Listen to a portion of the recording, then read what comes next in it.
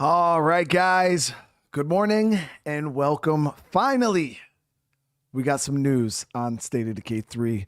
I have been kind of given a little bit of free reign to speak on a couple of things. Obviously, guys, I'm still under NDA. There's still things I cannot talk about. But one of the big things I can get off my chest is I have been playing State of Decay 3 for the better part of a year now.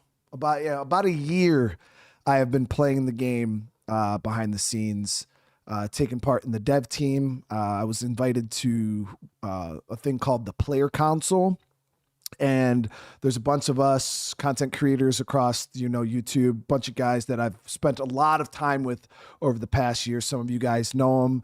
You got Sonny, you got Jay, and been spending a lot of time with these guys, and it's been a really, really good time working with the dev team. It's really opened my eyes to game development and stuff like that. It's been wild. It's been a wild experience. But today, one of the big things that we're going to look at right now is Undead Labs just announced their official alpha playtest.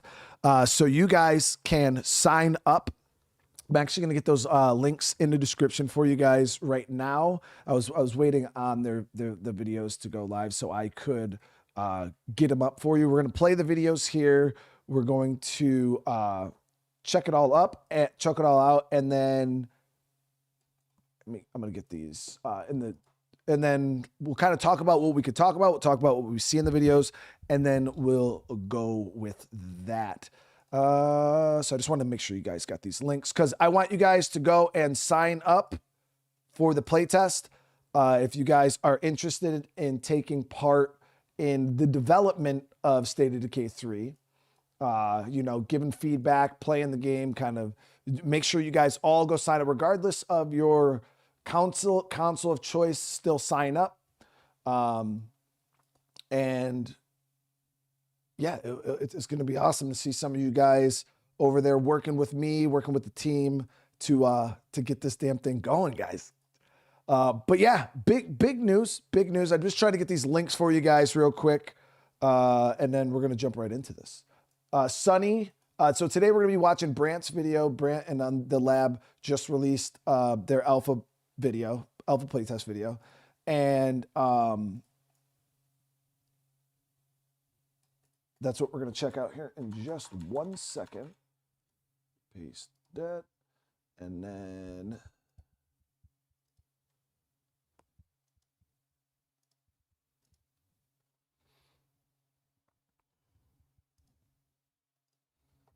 I was supposed to do this before I started, but I was so excited that I completely forgot. So all the links are in the description for you guys. I'll also post the playtest sign up here in chat for you guys. So you guys can just click on that link right there. I'll pin this and then go sign up. Go sign up and join the team, baby. All right, so let's not waste any more time. Let's get this going.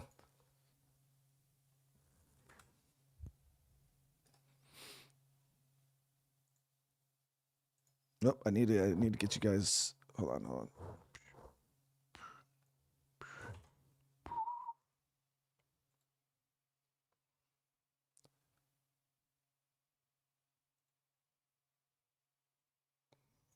Always gets switched. It's so annoying. Any survivors out there? Is this thing working? Can you hear me?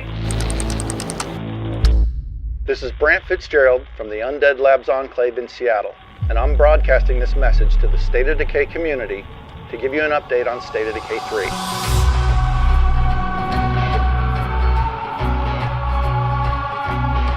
Over the last few years, most of the team's been doing updates for State of Decay 2.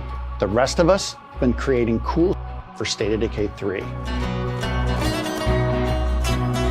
We've been keeping a close eye on what you liked about State of Decay 2 and what you didn't.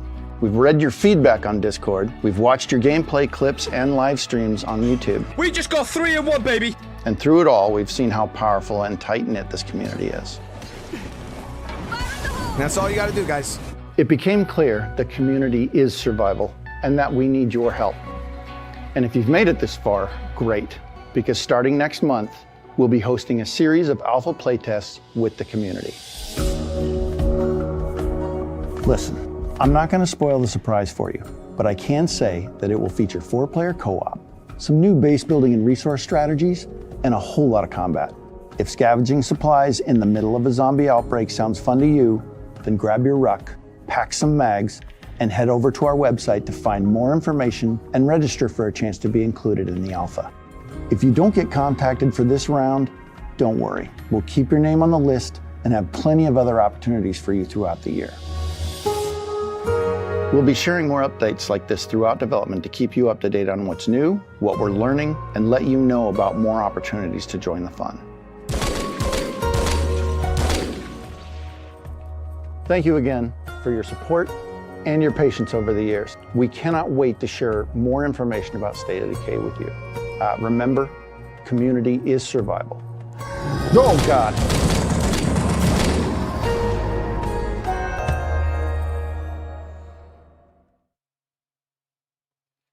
All right.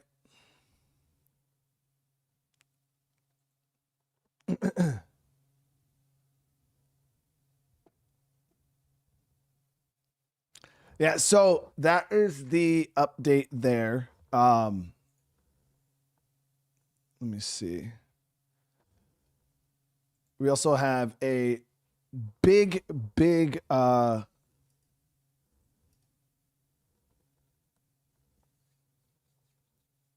so there's I obviously, again, we're gonna go over a lot of this stuff after we're done watching these. Once we're done watching these, then we'll go ahead and I'll talk about what I can talk about. But this right here, what we're about to watch, Sonny, this interview I think is gonna answer a lot of questions that some of you guys might have.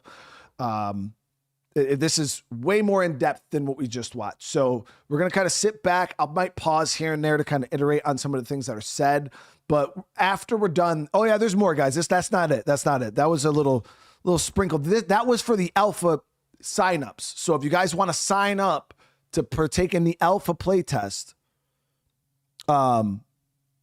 make sure you guys go do that. Click that link, go sign up right now, and join the team, help us in getting some testing done for the game. So this is big news right here. Let's get this guy going for you guys. Yeah, I will say for State of Decay 3, you're gonna not be able to ignore the plague threat. You can't just sit in your base and be like, I'm just gonna manage my community and ignore the world out there. It's coming for you. First trailer back in 2020, there was zombie deers, snow, there was camping, there was a lot of elements. There really wasn't a game when we were working on that trailer. Like, it was so early. There wasn't even a team. I mean, there was like 4 or 5 people. This is not scripted, and as you play the game, you're gonna encounter scenarios that harken back to your favorite comic or your favorite TV series, favorite zombie movie. I think, I've worked on a lot of games in my career, and this is the most fun, the best looking, the most performant game that I've ever been a part of. If I didn't ask this question, everyone over there is gonna be really mad at me, so I have to ask, even though I do know the answer. You're gonna ask me about my ship date. With that, can you give us any information on a release date or release window for State of Decay 3?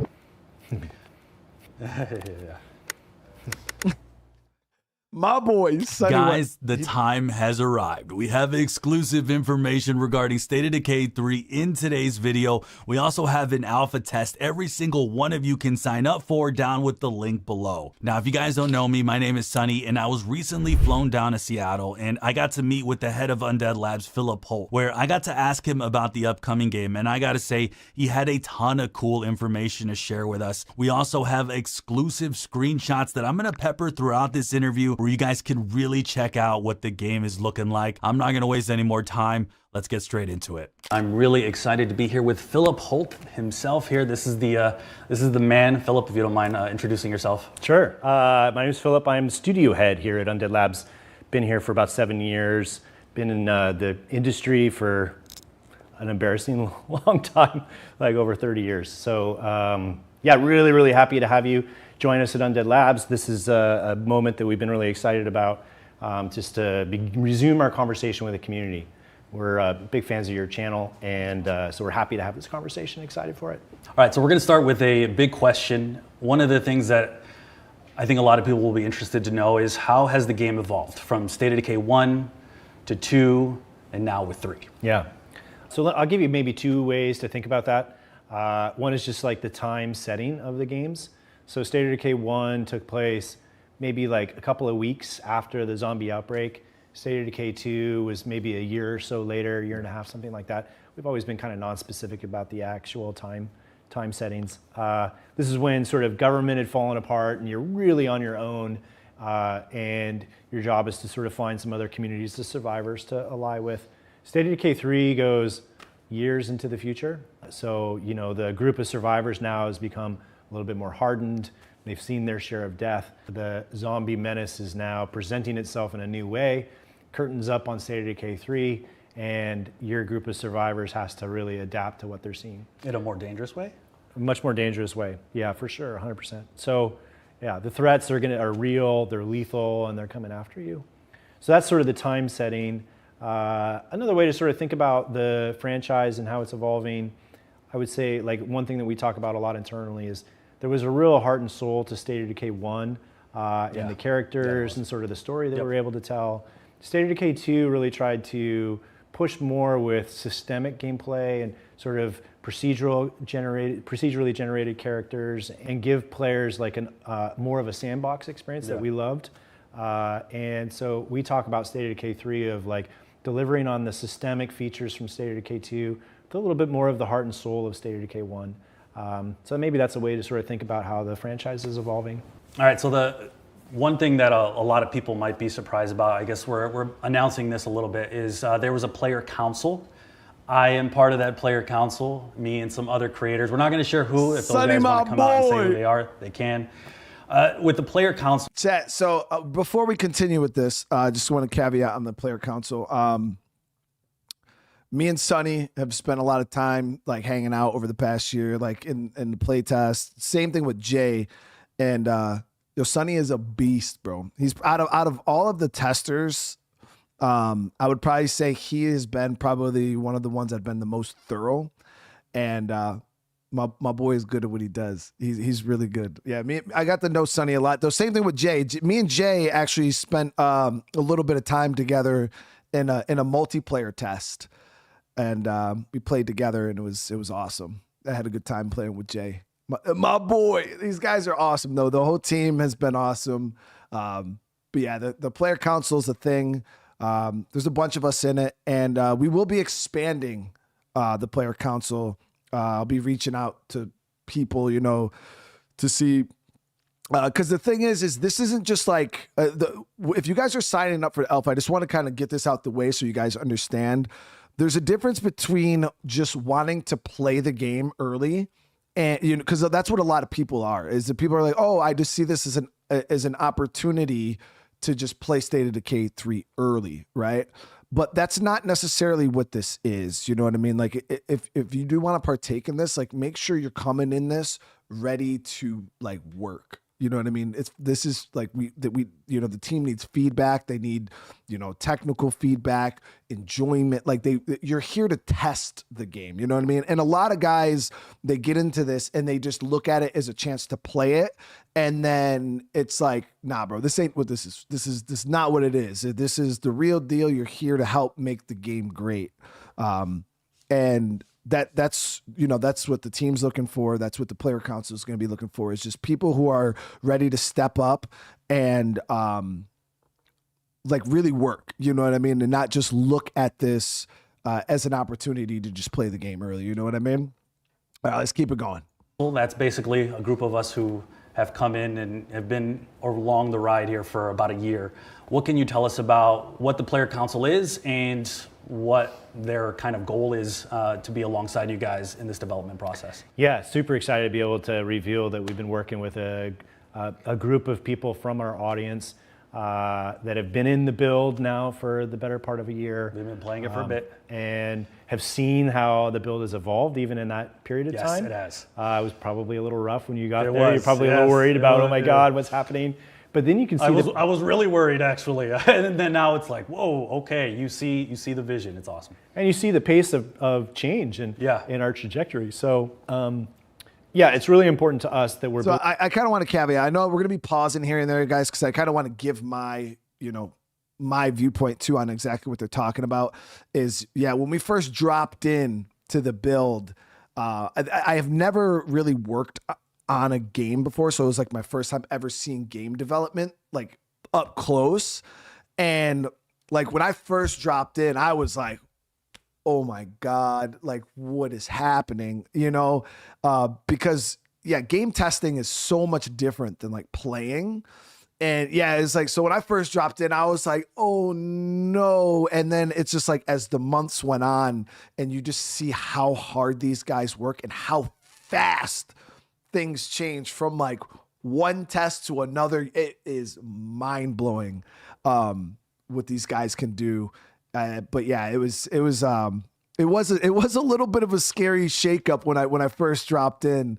But yeah, over time, like over this past year, it's night and day. Like from where we started to where we are now, night and day. It's freaking unbelievable. Flashy, thank you for the 37 months, dude. Building a game that our audience is going to love, and what better way than to bring key people from our community into the development process to play the builds as we hit milestones. You are playing our milestones. You're seeing our progress. You're giving us feedback on the things you love, the things that you don't like, and then that is impacting our plans.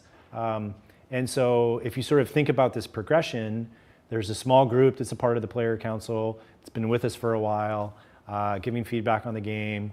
The alpha test now is an expanded group of people that are going to give us feedback. And then the beta tests that are going to roll later in the year, again, we're going to expand the size of the audience that's giving us feedback.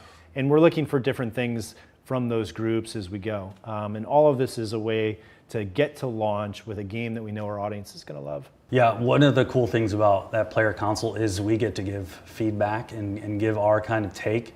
And I know a lot of us, especially me as myself, I can't speak for the other creators, we kind of take their feedback. And even if it's not something that I'm particularly caring about, I know that a lot of the community cares about it. So that was one of the things that I think wasn't necessarily stated right now, but it's one of the big things that I think a lot of us as creators who have been in this player console, and the ones who are not, who've been able to give you guys feedback, that it's something that we want, whether it's a feature or something, maybe the way the game's playing out. So I think that's been really cool that you've had us along the whole way. So in a way, you guys do kind of have that representation, which I think is pretty neat. And something I'd say unique to the fact that, not every, studio does this. So I think that's been really cool.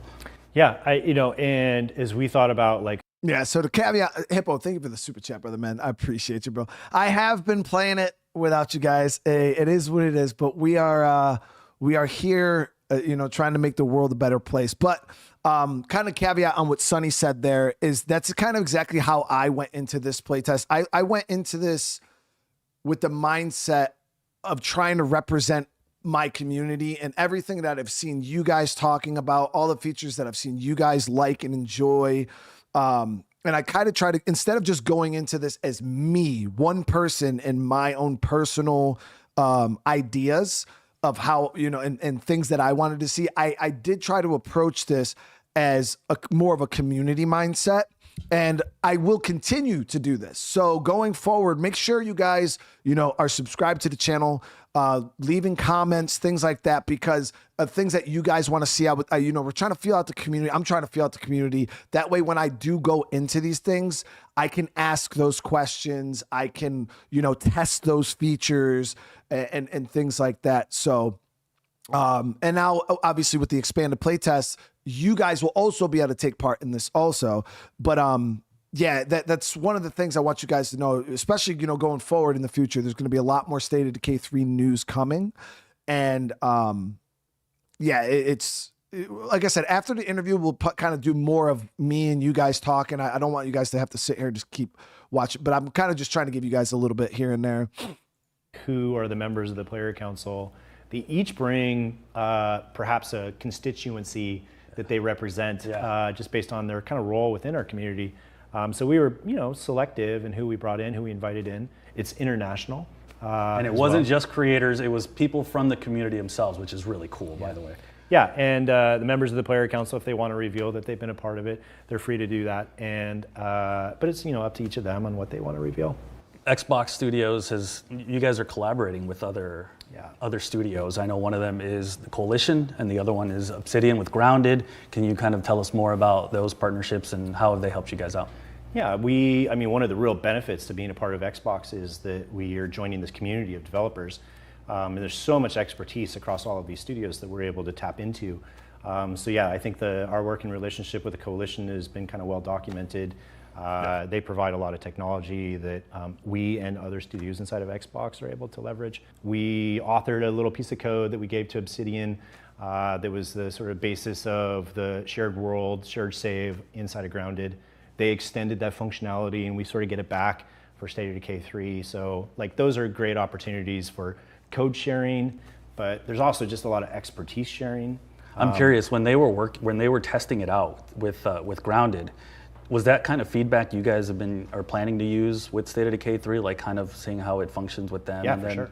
Taking that. Okay. Yeah, I mean it's road tested, it's live in Right. in a piece of software that players are using. So yeah, we can sort of see how players are responding to it. They've made some modifications to the code as well, extended it in ways that we'll benefit from. So I mean it's just like that sort of back and forth is a perfect example of. Awesome. Yeah, but I think the expertise sharing is a bigger part of that. Just being able to call anybody inside of, Bethesda and Activision and King. Does that happen regularly? Inside of the studio head community, I would say we talk to each other a lot.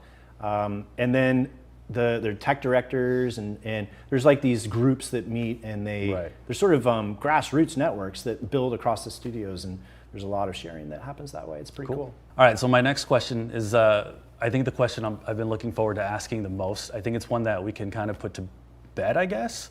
That is the first trailer back in 2020. Listen there was closely. Zombie deers, there was snow, there was camping, there was a lot of elements that I know I personally pulled from that trailer to talk about, hey, we're gonna see this in the next game, and et cetera, et cetera. What can you tell us, I guess, about that trailer? Because we have heard reports that not everybody was on board with the trailer, or there was just reports from you guys that, it was something that was done a little bit beforehand. What can you tell us about that trailer, and if anything from that trailer is coming to 3? No zombie deer. No zombie deer. No zombie deer. No zombie deer. No zombie deer.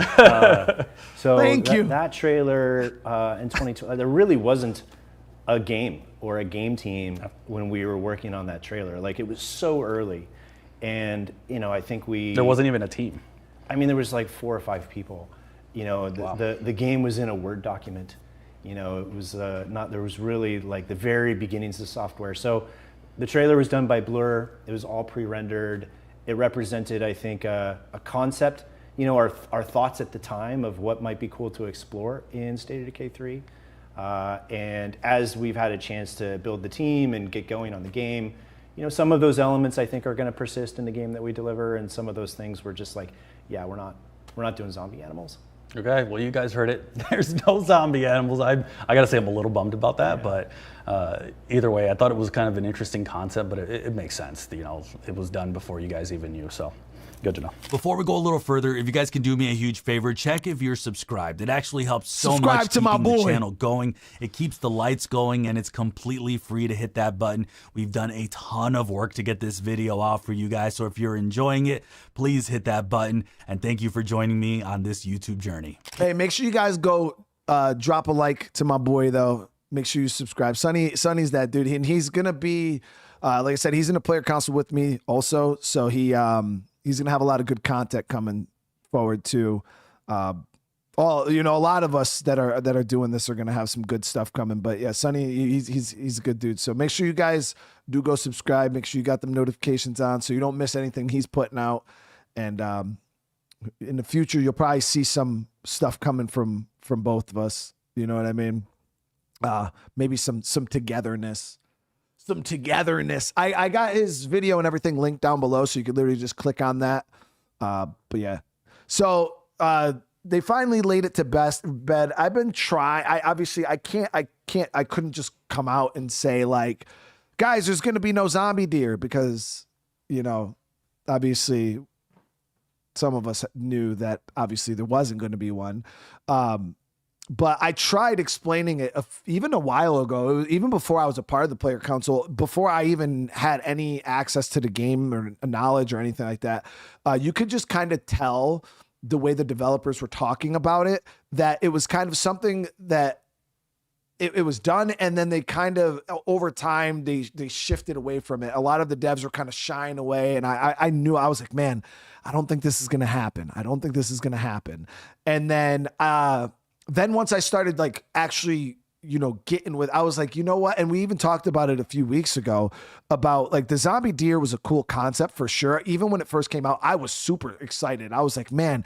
And then I really started thinking about it, and I was just like, but how would this fit in the State of Decay? Like, you know, State of Decay plays like a very certain way. There's certain zombie type. There's certain like, and it would have been, it could have worked. I'm pretty sure they could have made it work, but it was a weird concept. You know what I mean? Like I tell people, like, I challenge you to go back and watch that trailer, right? Go back and watch that first trailer.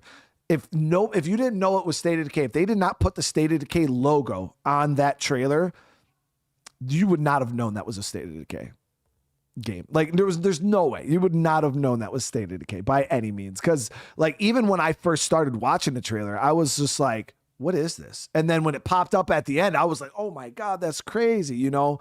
But yeah, so I'm glad that finally got, if you could, Paul, post Sonny's channel in the chat for sure. Hell yeah. And also, if you could post Undead Labs in the chat too. Just get both of their channels. Make sure you guys are subscribed to both. All right. What we saw with the last trailer with State of Decay 3 was things definitely looked a lot more evolved. You could tell there was, you know, more plague. Freaks were definitely evolved. I guess, what can you tell us about how this world that players are going to engage with in State of Decay 3, how's that going to look? Yeah. So I think the story we like to talk about is State of Decay 1 took place like weeks after the zombie outbreak. State of Decay 2 took place a year or so later. Sort of government had failed, you're really on your own. The sort of point to State of Decay 2 was to find other communities of survivors that you could ally with. State of Decay 3 is years farther into the future. And so your group of survivors is a little more hardened.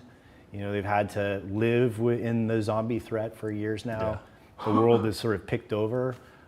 So you're not really like looking for cans of food as much as you are kind of materials that you can bring back to your base and sort of build things with. So and the zombie menace has evolved, and it's sort of re-emerged in a new threat as we begin the sort of the game at State of Decay 3, and you're having to face this now more dangerous zombie presence. So then what can you tell us about as far as the freaks? Everything, and the zombies, everything's good. We could see in the trailer they were evolved. So are they going to be more dangerous, and how dangerous are they going to be, essentially?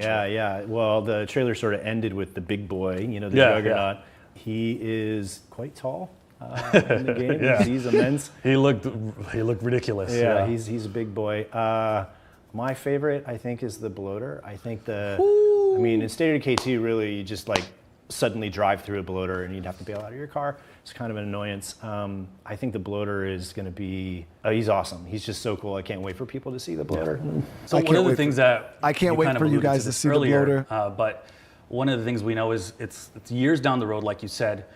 You've talked about it being a makeshift era culture of what we're going to see in the future. What can you tell us more about that? Yeah, so like I said, it's many years into the future.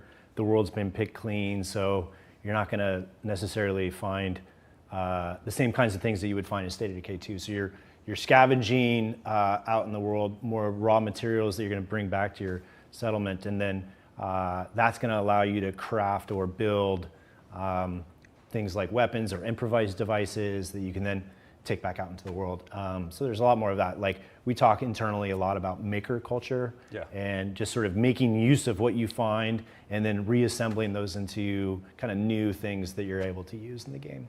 So like things like you have to make your Molotovs and stuff. Yeah, Molotovs and like the improvised explosive devices. And in fact, it's so cool because we have a concept artist here that builds all these things, and we like talk about how the circuitry works. Yeah. Like, we really try to get the detail right. And So he's doing research on like a tea kettle, that how do you turn that into something that whistles, it attracts zombies and explodes. And I'm just fearful that the Department of Homeland Security is going to break out our door at some point, because we're looking for like how to build We're these going to be bombs. learning how to build these things in the game.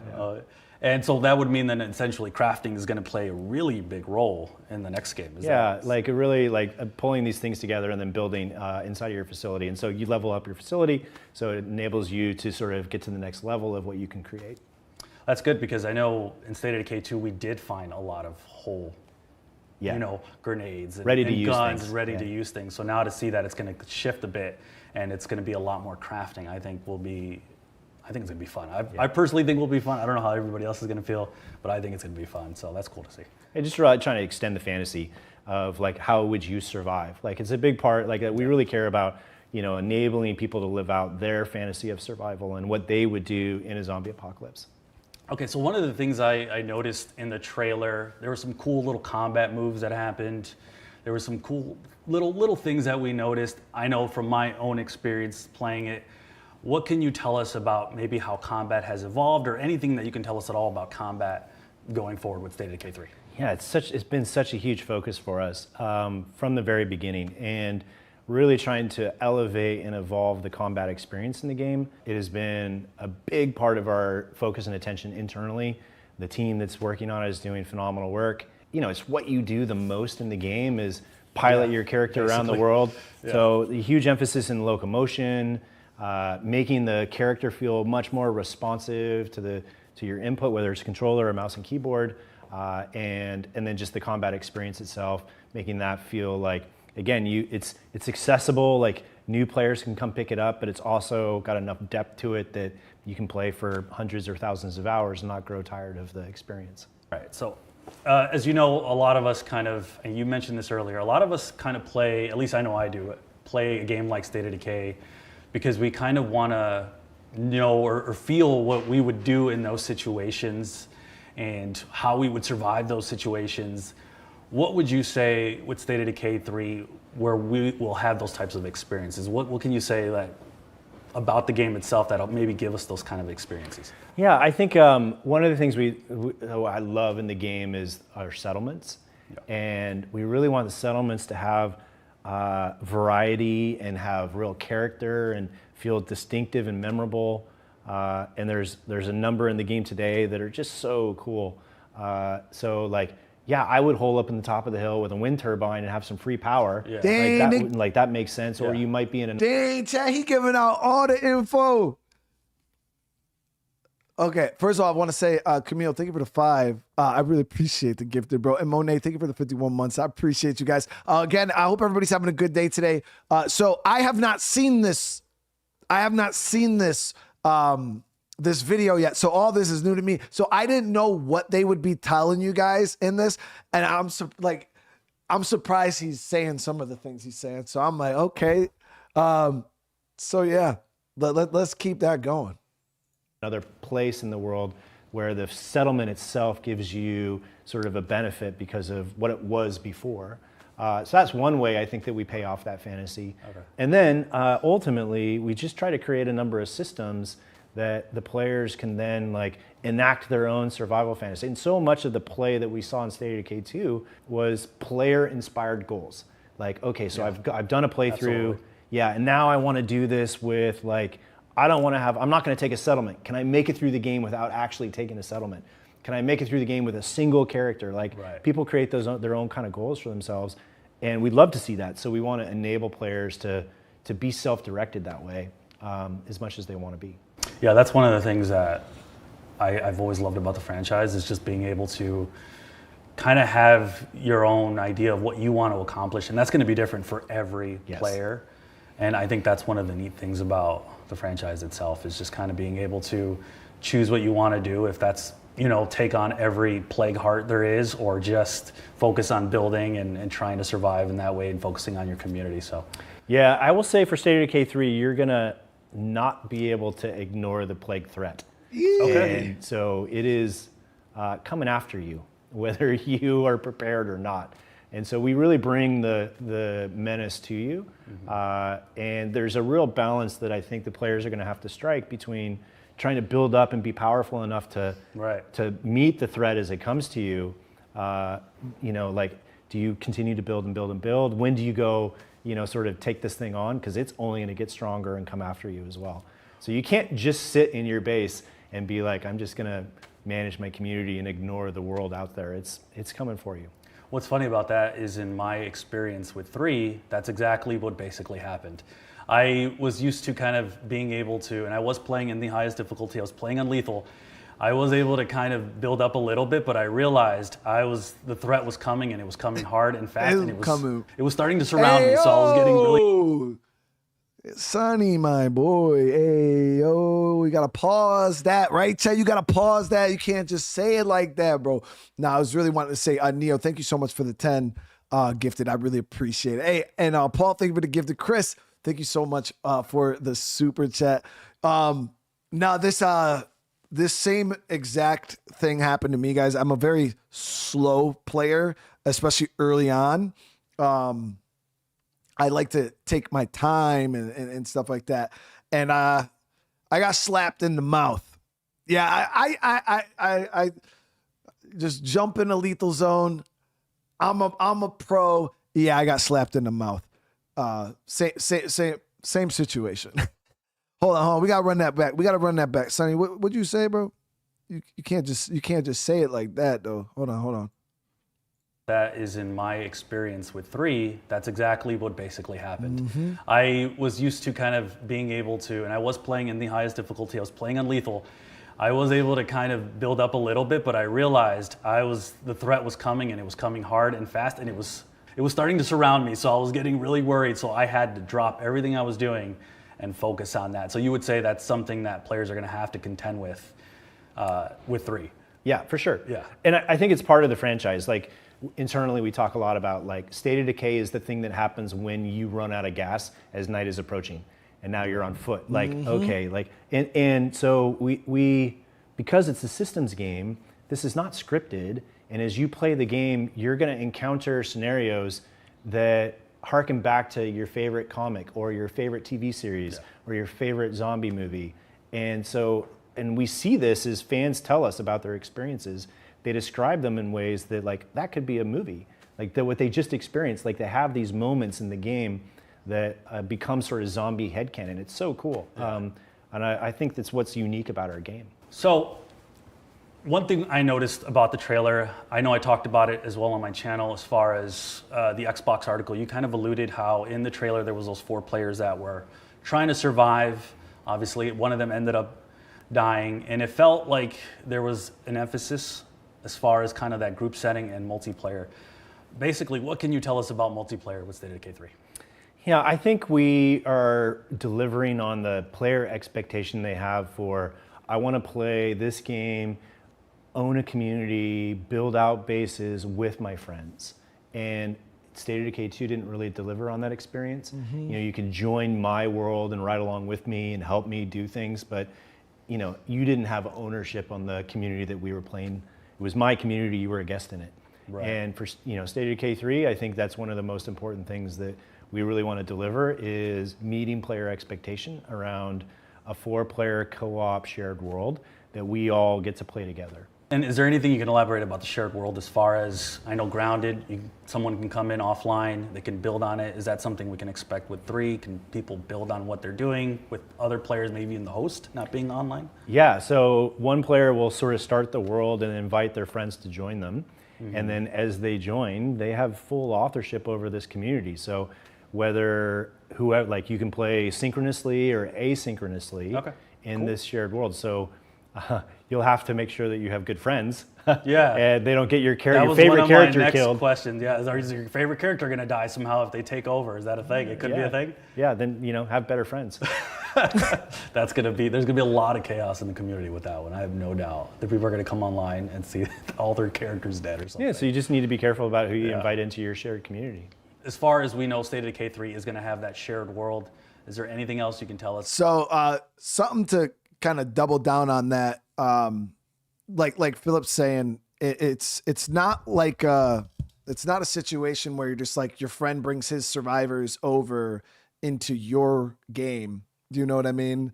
And then like he's just playing in your world.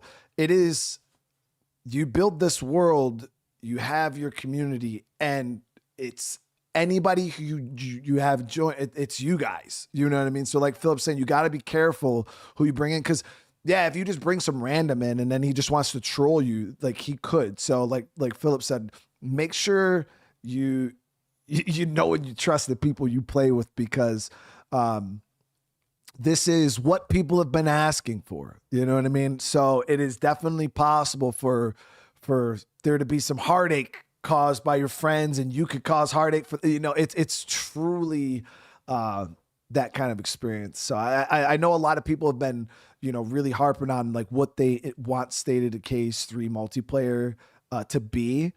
And I think they super nailed it. Like super nailed. Like as soon as they, like when I first got into it and we started going over everything, I was like, man, the community's going to lose their mind.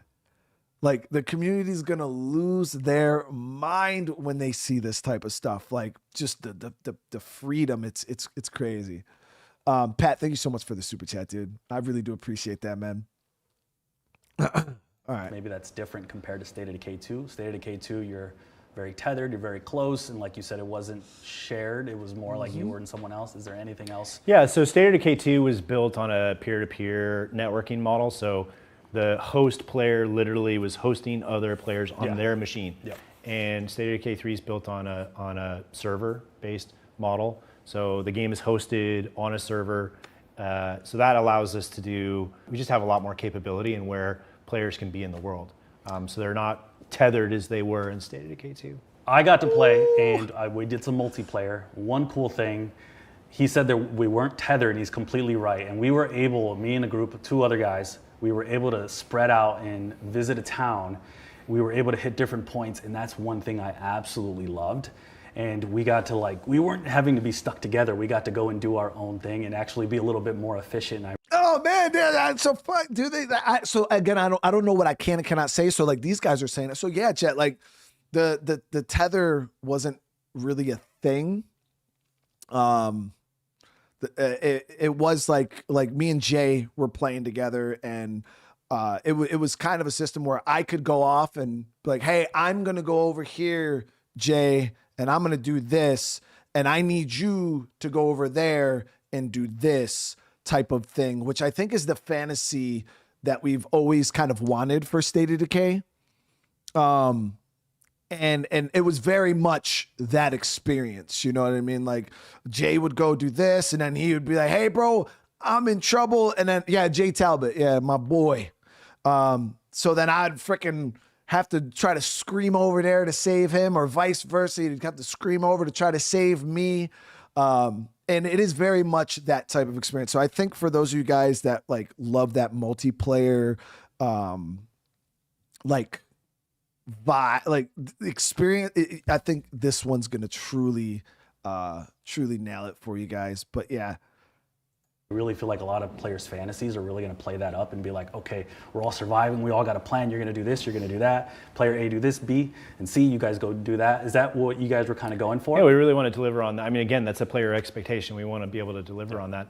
And there are going to be things you're going to have to come together to, like, you know, the sort of plague threat. We were never too far away from each other if something did go down. Yeah. So, I mean, we want to create an experience that's more fun to play together, but we also recognize that people are going to have their own objectives that they're trying to accomplish in a shared world together. I think the thing that I'm a little hesitant to commit to today is, like, we've got to test this with players and load, so we understand like the sort of infrastructure cost of supporting this. So yeah, but it is definitely going to be a more untethered experience than you saw in State of Decay 2, 100%. I'm excited for that, by the way. Yeah. I'm excited for you guys to test that out. It's really cool. All right, so all this multiplayer talk, and if I didn't ask this question, people would get very upset. Not everyone's into multiplayer. Oh yeah. Not everyone's into multiplayer. So what can you tell us about the solo experience for State of Decay 3? Yeah, I'm glad you asked that, because like that is something that like most players played State of Decay 2 in the solo fashion. We know that there's a big part of our audience that's not interested in playing multiplayer. We're hoping that the multiplayer experience that we deliver is more compelling and more people will play it, obviously.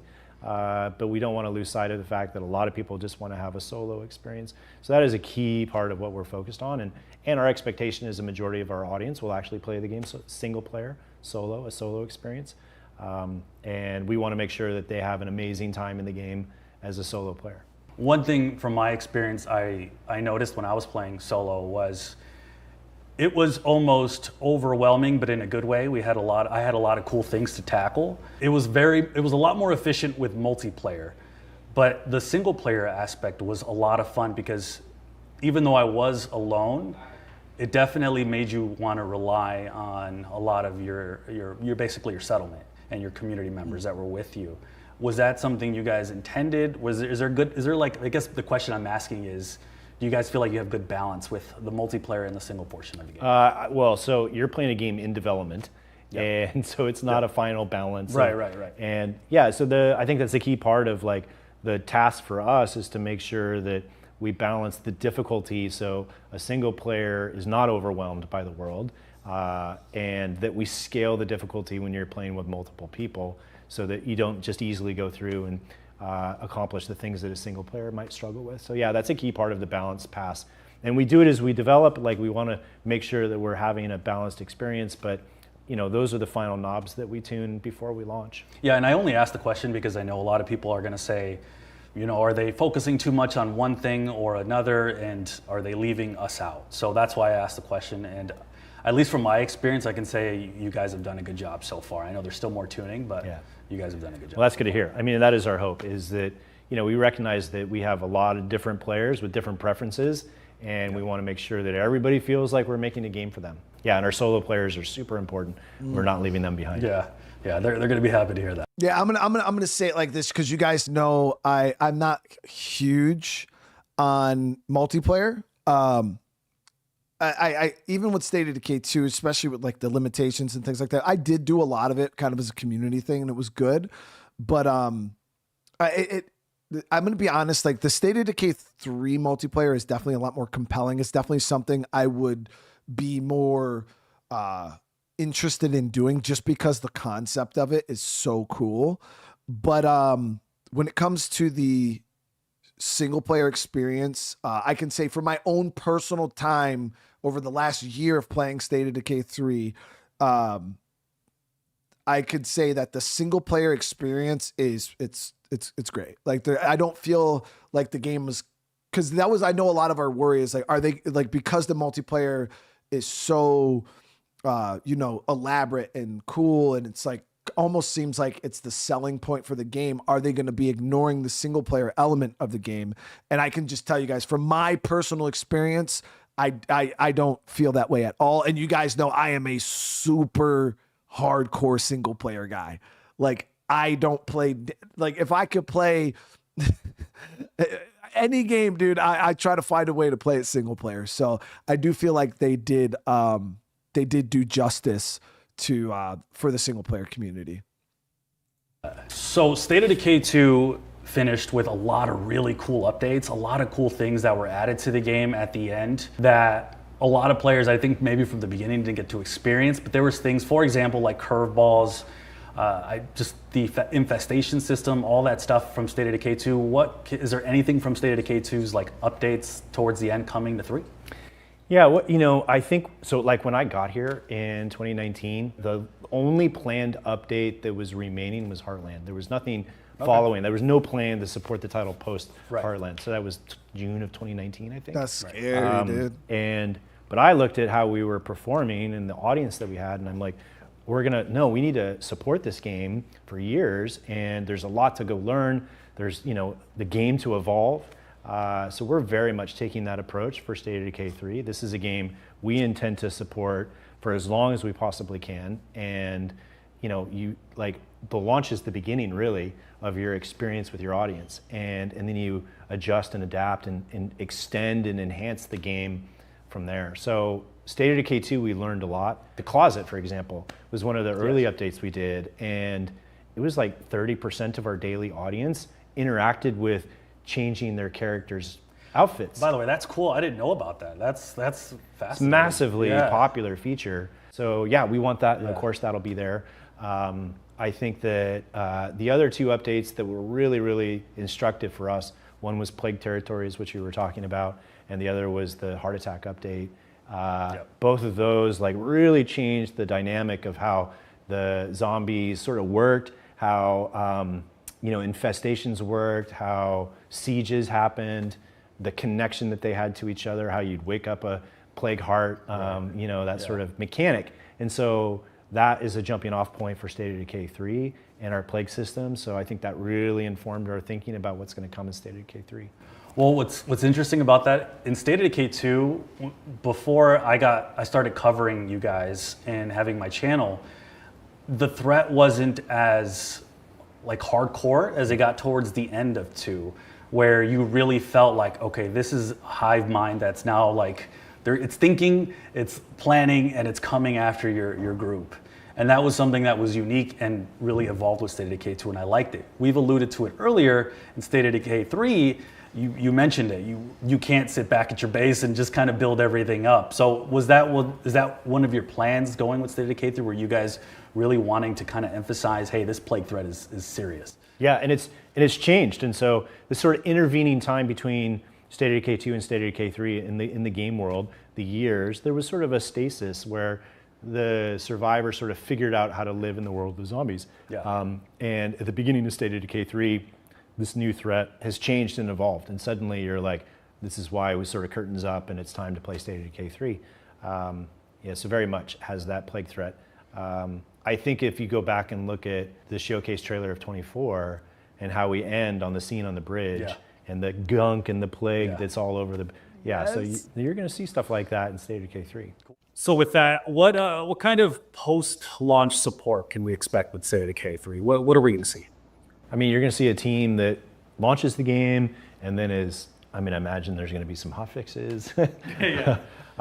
We are going to... Are we going to see any famous bugs of like cars flying up in the air? I mean, gosh, I hope not. I think there was I played State of Decay 2 in 2019 as I was interviewing. I hadn't played the game prior to the sort of interview process. So the first thing I did was sit down with the game and, so it was early and it was not long after launch. And I think the sort of descriptor in the audience is lovable jank.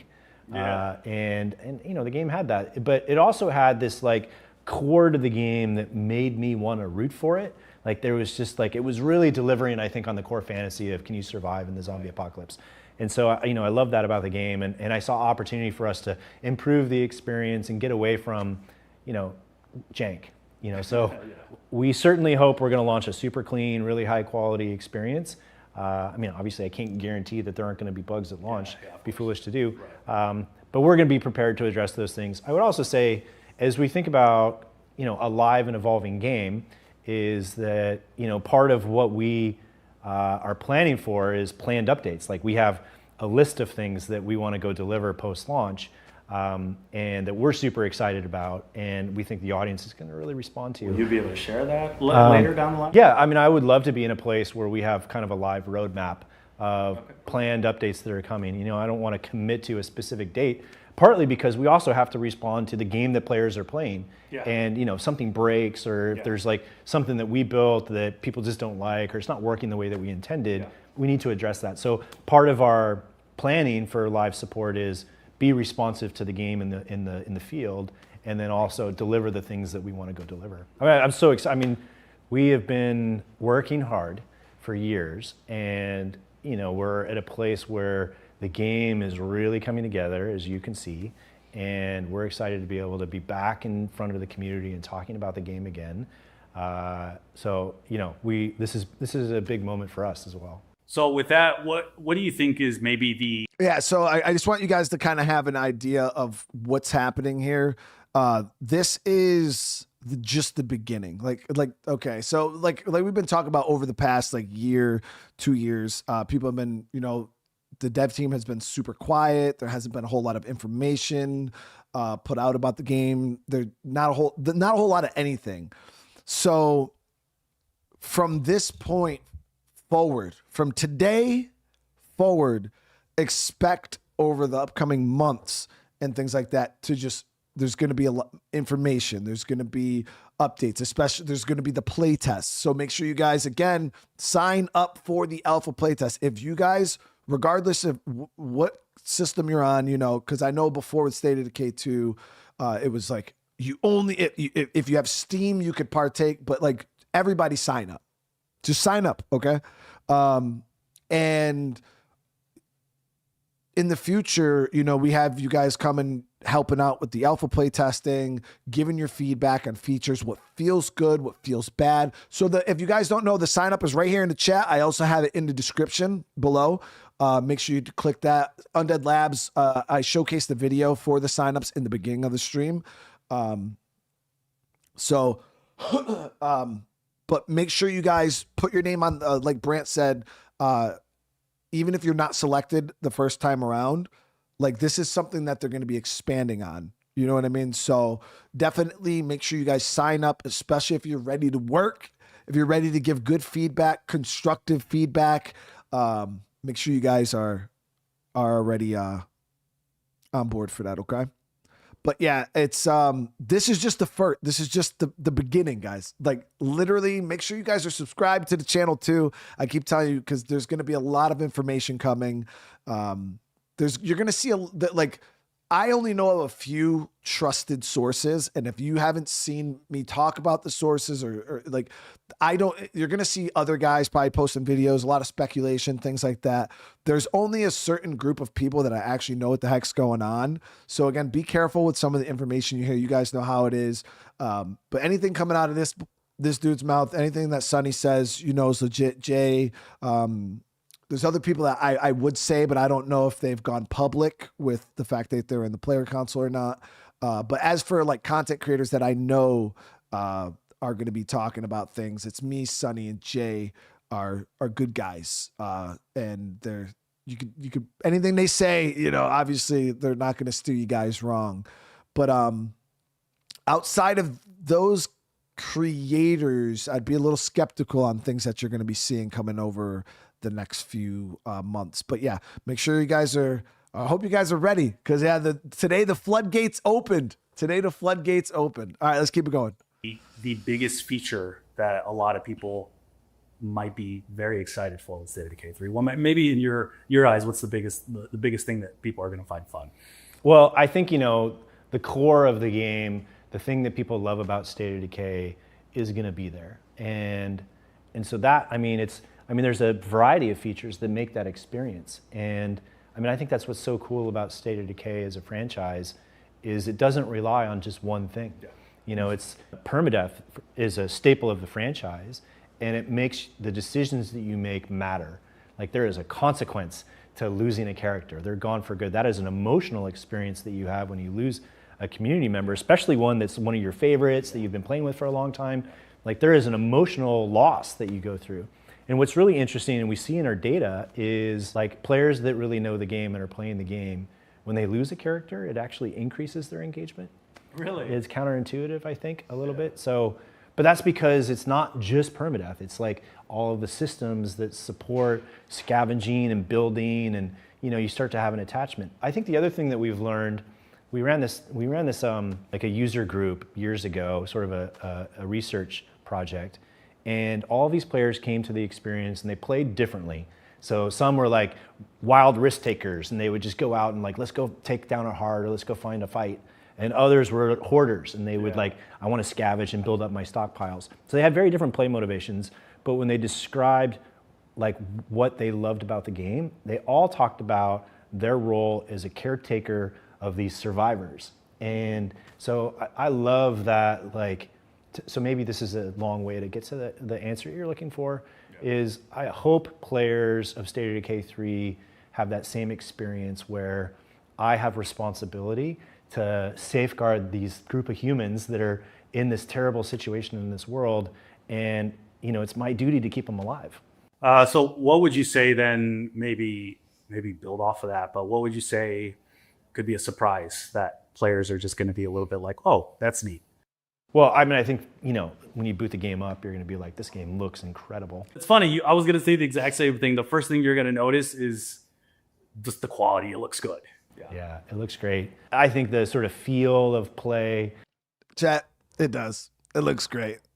That was one of the things I when I first recently, early on, it was early on, but yeah, like you boot it up, you get into the world, and you're just like, damn, yeah, this feels like State of Decay 3.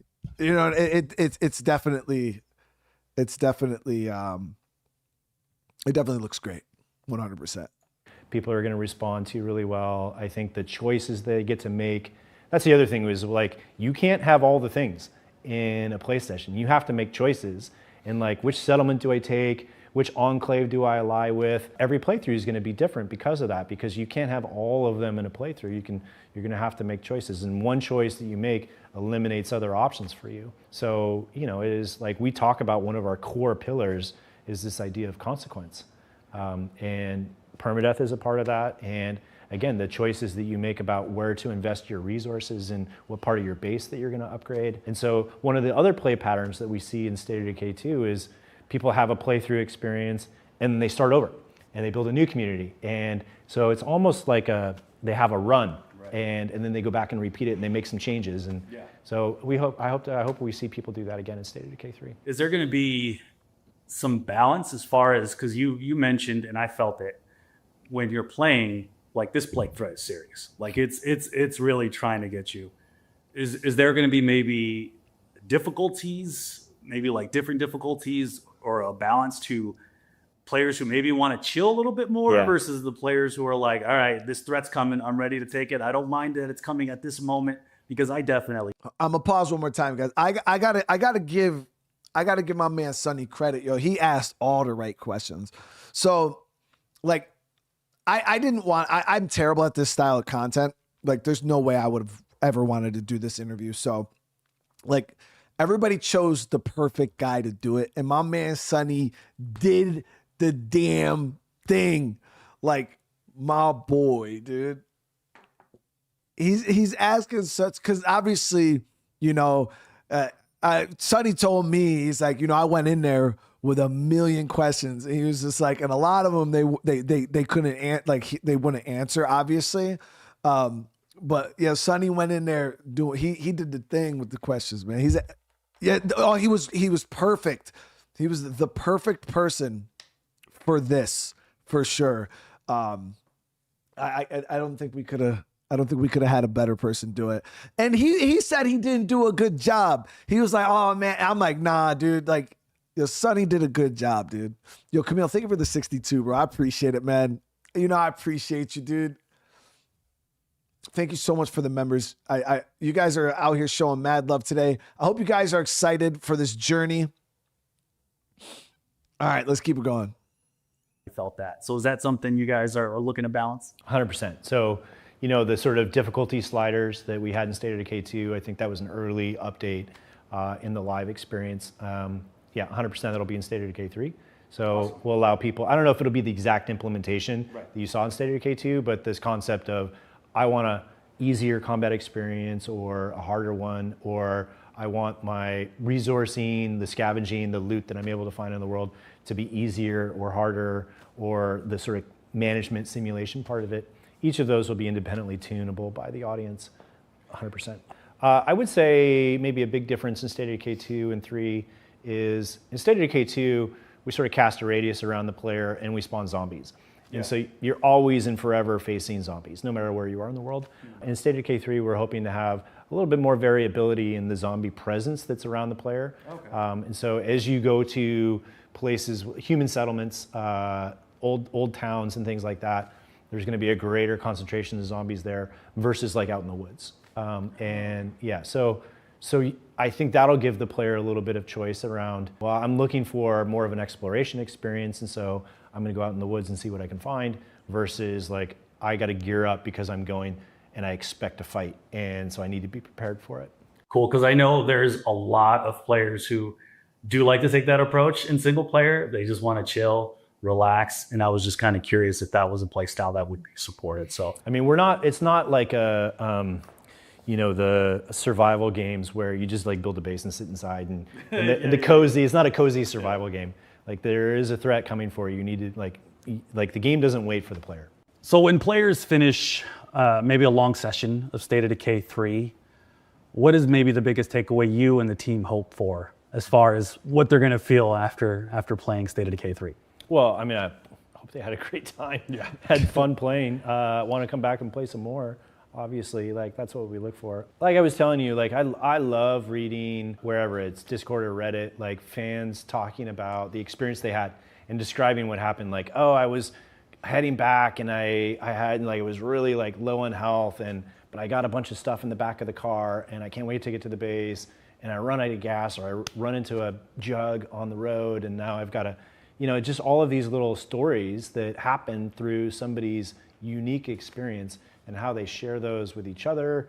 I mean, to me, that like when people talk about the game, like that's marketing for us, you know? And the more that we can create these experiences that players want to go tell their friends about, because, oh, I had this amazing experience. You got like, let me tell you, whether they're like encouraging somebody to play or not, like that's how the word gets out that this is a game that other people should take. You know what, Chet? Like, I absolutely love that. I guess that's like a super good way to look at this because I love State of Decay and there's so many great survival games out there. And what Philip just said right there is something that I do think really makes State of Decay special beyond all the other games, because I have countless, hundreds, thousands of scenarios like that where like you go out to do something simple, like, hey, my goal, guys, is we're going to go down to the police station in Drucker County. I'm going to loot the building out, get some ammo because we're really, really short. I need to get some 5.56 crafted or something like that. And then you leave to go do that objective. And then it turns into just some wild stuff because you hit a bloater on the freaking road. You ran out of fuel. Your car gets blown up by a juggernaut. Next thing you know, you're running for your life through houses, got 3 ferals following you. You're stuck up on a cell tower for 40 minutes waiting for the zombies to disperse, and next thing you notice, you're an hour and a half into the game and you didn't even make it to the damn police station yet. You know what I mean? And I think that is truly the spirit behind State of Decay and why what is super, super special about State of Decay is all of those just wild, non-scripted moments that just happen. Like, I guarantee there's stuff that has happened to you guys playing the game that I've never happened to me. You know what I mean? And we've all been playing the same game. So I think that's genuinely what makes the game super, super special. And the one thing I can say is 3 is just, that's still there, if not, more. So yeah, it's pretty dope. I'll look at. I don't know if I'll get in trouble for sharing this, but one thing for me that I took away from playing a long session was not only how we talked about it earlier, the play has evolved, but how everything in the game itself has, in my opinion, leveled up quite a bit. Just everything. We talked about it earlier, the visuals, the plague is now evolved, and I know we can't talk about other specifics, but just in general, I really felt everything more post-apocalyptic, more real, and just more intense. And I don't know if that's what you guys were going for, but that's kind of what I felt. Yeah, I think, when you have a long session, it'd be great if a player was like, man, I can't believe I got through that experience. Like, I survived by the skin of my teeth, like, I think that's a little bit of what we were going for. Like, early on in sort of pre-production and design, we talk a lot about tone, the tone of the game. And we have a target that we're shooting for that we describe as serious but hopeful.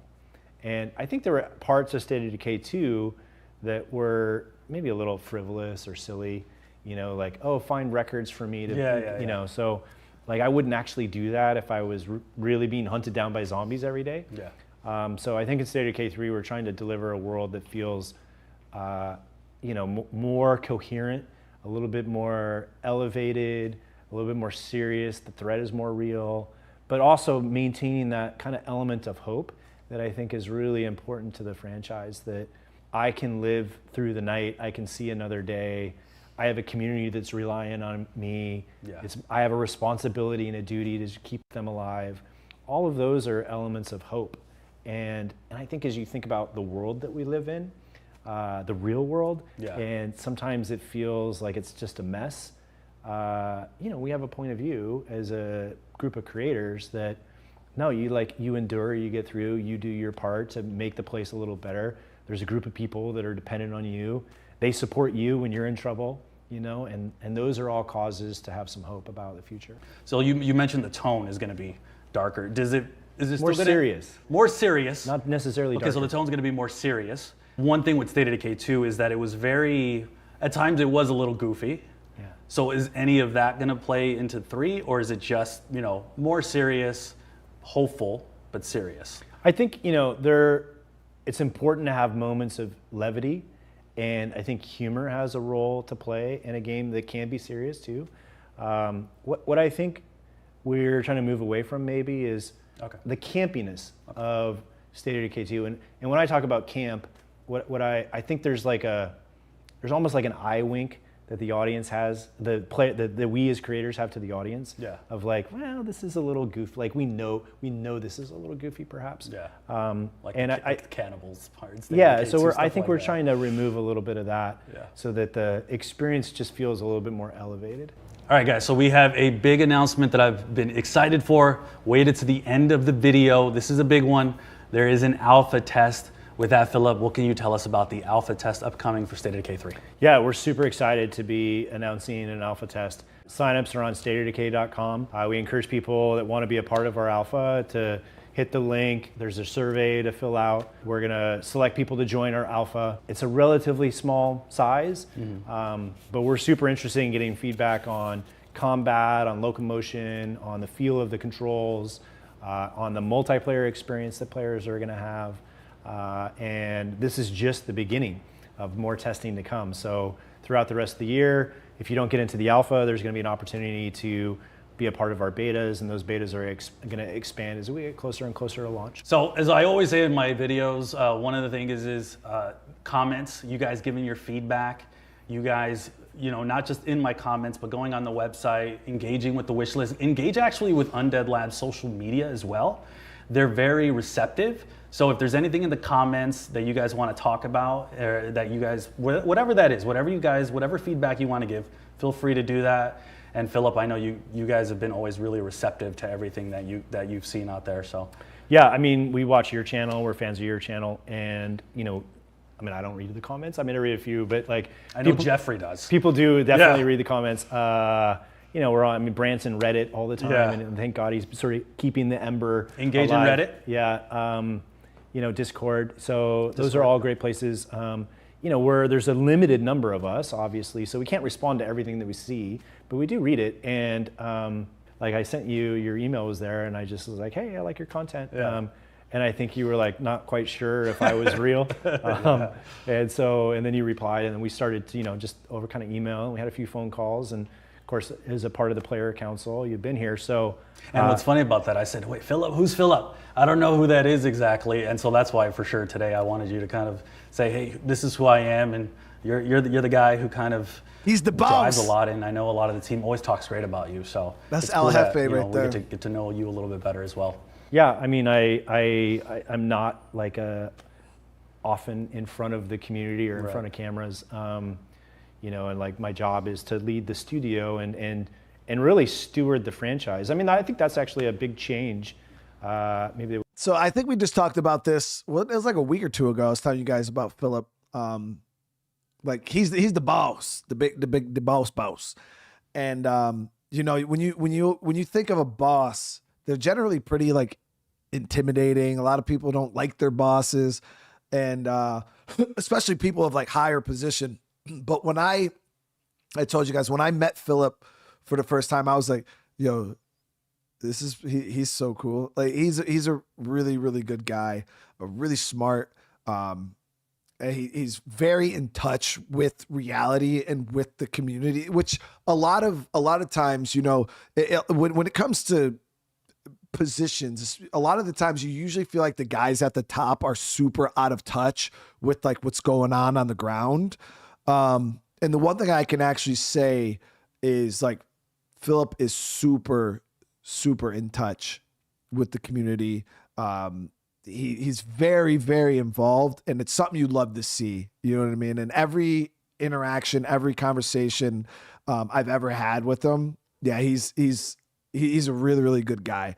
I don't think, you know, UL could, if it wasn't for him, I don't think they'd be in the same place there. He's the real deal.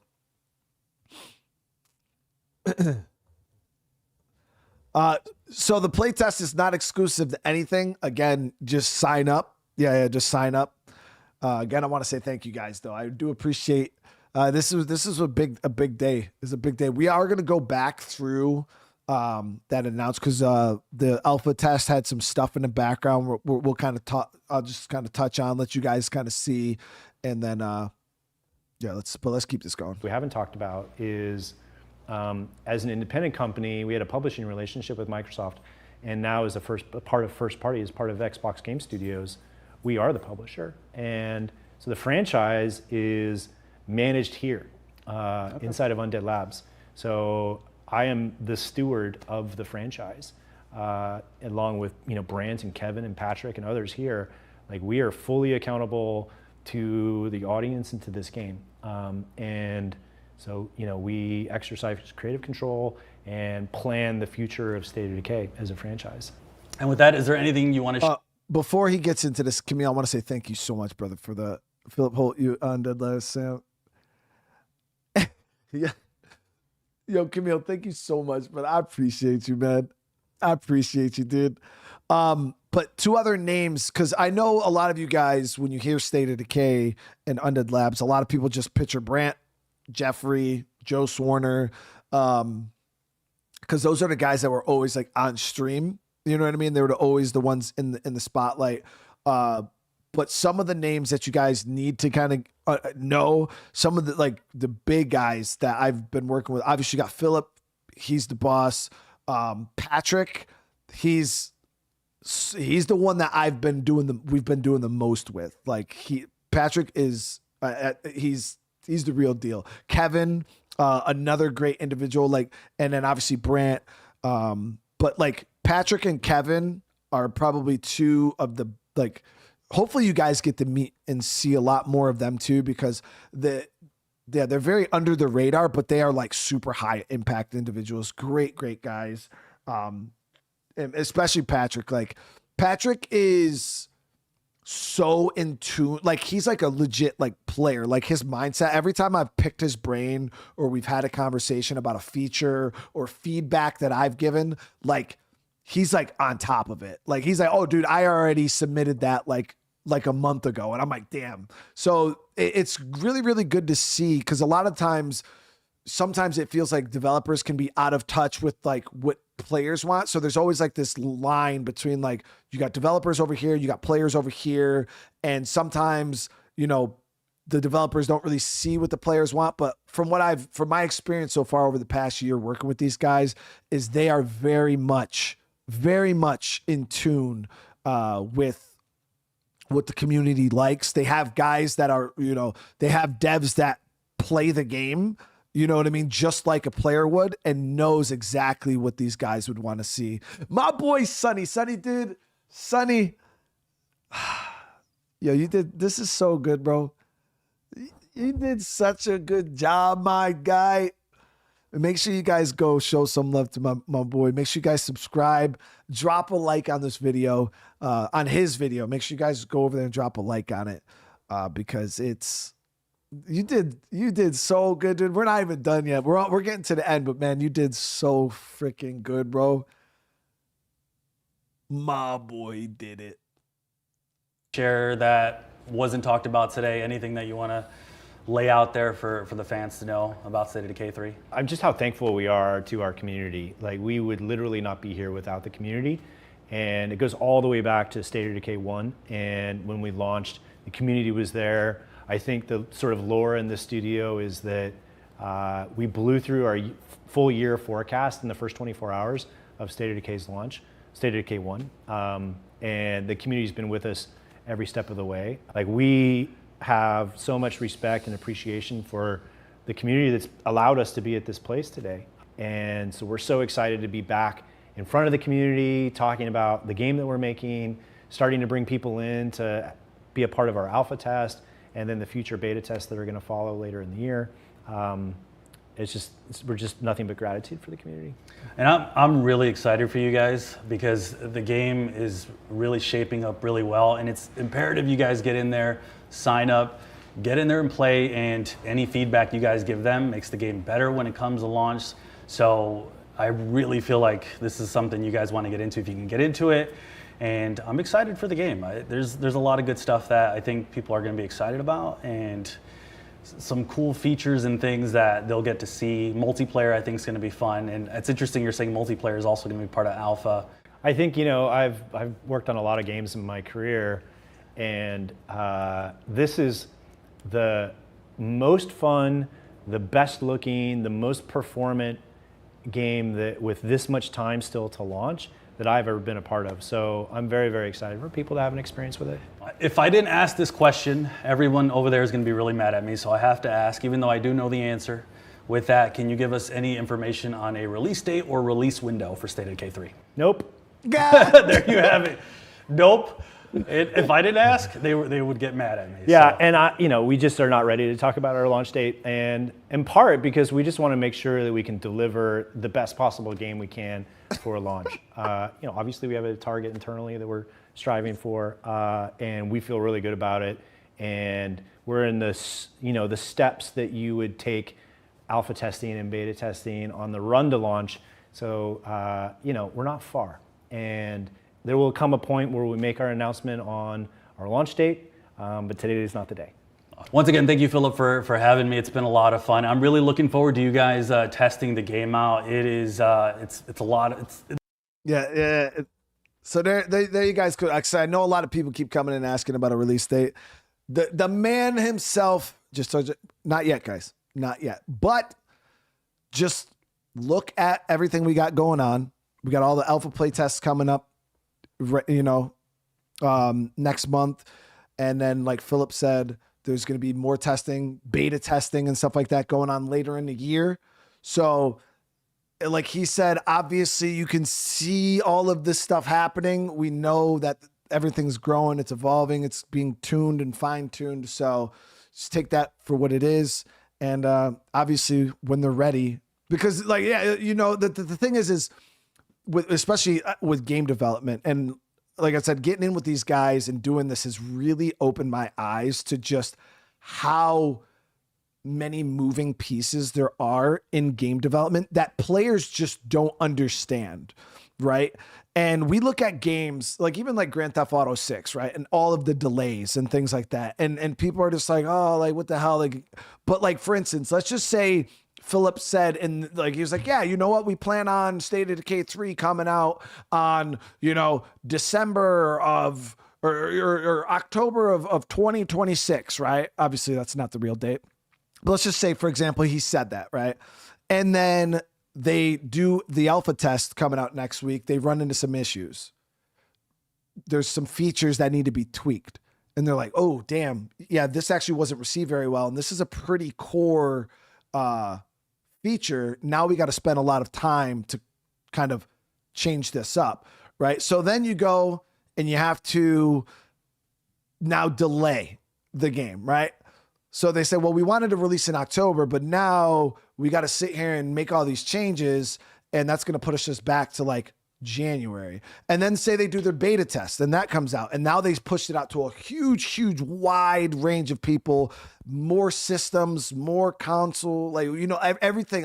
Everybody's testing it now, and then say they get more bugs, more things that kind of crop up, because that's what game development is. It's just problem after problem. Like it's been wild to kind of see, but then what that does is, okay, damn, well, now we wanted to release at this point, but now we got to spend the next couple months fixing this, fixing this, fixing this. But in the time that we were supposed to be fixing this, fixing this, fixing this, we were supposed to be implementing this, this, this, and this. So fixing has to take priority over implementing, which kind of pushes things out. So then it's like, okay, well, now if we want to keep that same time frame, now we have to cut stuff, you know? So you guys got to remember, it's hard. At least me, if I was a game studio, dude, I would not announce a release date until I was like 3 months out. You know, I'd be like, all right, yep, we got it all buttoned up. Everything's good here. This is when it's coming out. Because yeah, it's hard nowadays to kind of commit to anything, especially in game development. It's super wild, like how fast things can change, how fast things can go wrong. So yeah, I know a lot of people, they want that release date. They want the release date. But yeah, you gotta understand at least why they're a little reluctant on giving a release date. You know what I mean? Because once they say it, I told you, once a game studio says something, right? As soon as they mention a feature, as soon as they mention a release date, they're locked into that. You know what I mean? They don't have the same freedom as everybody else. Like if they say, hey, we're going to have this in the game, or we want to have this in the game, boom, that's it. Like the zombie deer, you know, like there's so many people that were stuck on the zombie deer. It was in the trailer. And I guess the zombie deer is probably the perfect example. It was in the trailer, right? Years went on, the devs kind of were like, you know what, this doesn't really fit our vision for the game. We're going to take that out. But there are still people to this day and to the end of time that are going to hold that zombie deer against the studio. The game's going to release. There's going to be people bitching about no zombie deer. There's going to be people in Reddit, on Discord. Everybody's going to be crying and complaining because the zombie deer no longer exists. You see what I'm saying? So just that behavior alone is why developers are so reluctant on saying things, because things might change. It's game development. Time frames might shift. Features might not land exactly how they wanted. So now they got to kind of shift things a little bit and, or completely take something out and try to figure out something else to replace it with. But the thing about gamers is we fixate so hard on one single thing, and that's law. They said, oh, it was in the trailer, it's got to be in the game. They take it out, oh, you're horrible people. You know what I mean? So that's why nowadays you're going to see a lot more people kind of hesitant on what they say, because yeah, why the hell are you going to, jump in and commit to something that you might not be able to deliver on? So, and that comes down to release dates, features, and things like that. So that's why as time goes on, as the months progress, the team's going to start talking about more. They're going to be a little bit more transparent on things that are going to be in the game. You're going to be able to see more gameplay. You're going to be able to get, locked in on more features and things like that they are planning a release. But right now, obviously, they're still in a stage where things might change. They have a huge alpha test coming up. So they might want to kind of feel out the alpha test, see how it's received before they lock in those features. And then maybe once those features are kind of locked in, maybe they'll start talking about features specific. But yeah, and that's kind of the things I've learned working with the team and just kind of seeing game development firsthand. Why? Because I was the same way. I was like, man, why don't they just say this? Or why don't they just tell us about this? Or why don't they tell? And now it's kind of like, I understand. I understand a little bit more, but there's a lot going on. I think you guys are really going to enjoy it. Make sure you get in there. I'm really excited that you guys are going to get to play what these guys have been putting out, and it's looking really good. So make sure you guys check it out, and thank you again, Philip. Oh, my pleasure. And I am in the fortunate position where I get to represent the work of an entire studio and our extended group of partners that are supporting us, and they are all incredibly passionate and working super hard. So I get the easy job of being able to represent the work of quite a few people. So yeah, we're super happy to have you and excited for people to get into the alpha. And with that, make sure you guys check out that link down below and sign up for the State of Decay 3 alpha. You don't want to miss that. And of course, subscribe for more future exclusive content. All right, hold on. We gotta make sure like button. I gotta.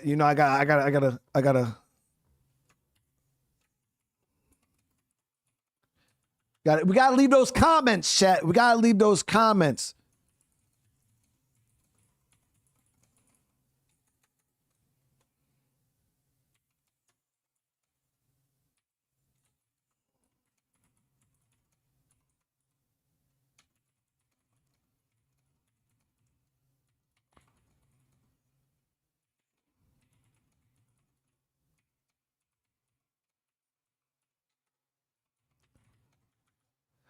Me and Sonny gonna be playing together one of these days, right? See, I commented it, so now it's law. I said we're playing together now. Now Sonny's gotta play with me. Now he's gotta play with me. Yo, why is the Hawk Tua girl on my suggested videos? That's wild, chat. All right. So, hey, Tim, thank you so much for the 20, bro. I really do appreciate it. Now we're going to kind of sit back. We're going to go over Brant's video again. There was some stuff shown in the background. And, yeah, we're going to kind of point out some of the stuff that they showed here. Survivors out there? Is this thing working? Can you hear me? This is Brant Fitzgerald from the Undead Labs Enclave in Seattle, and I'm broadcasting this message to the State of Decay community to give you an update on State of Decay 3.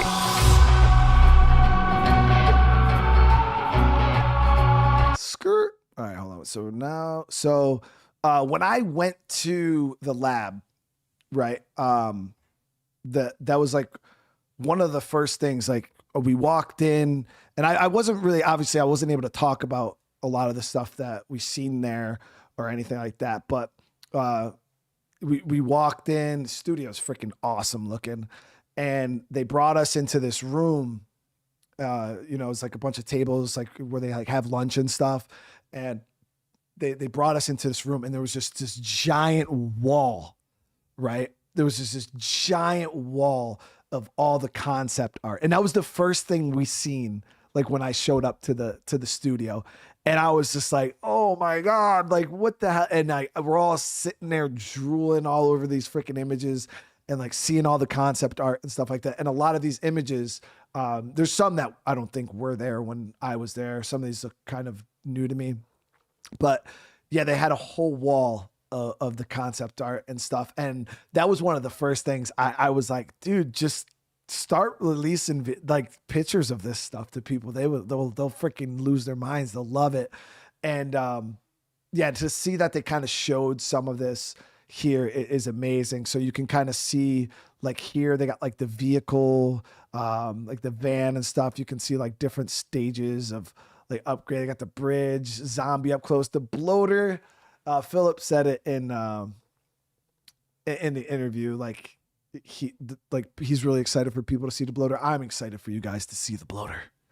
Definitely excited for you guys to see the bloater. I'd probably say out of like everything, like the bloater's probably my favorite. He's super cool. But yeah, so you get a close up on somebody's, like some of these images look so good, dude. Over the last... There it is. So this is like one of the vehicles up close. You could see like the detail and stuff that they put into this art is so crazy. It looks so good.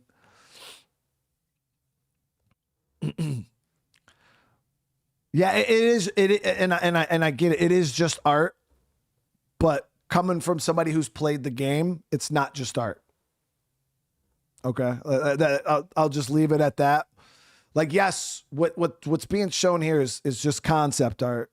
Obviously, it's ideas. It's, but from somebody who's played the game, it's not just art, and we'll just leave it at that.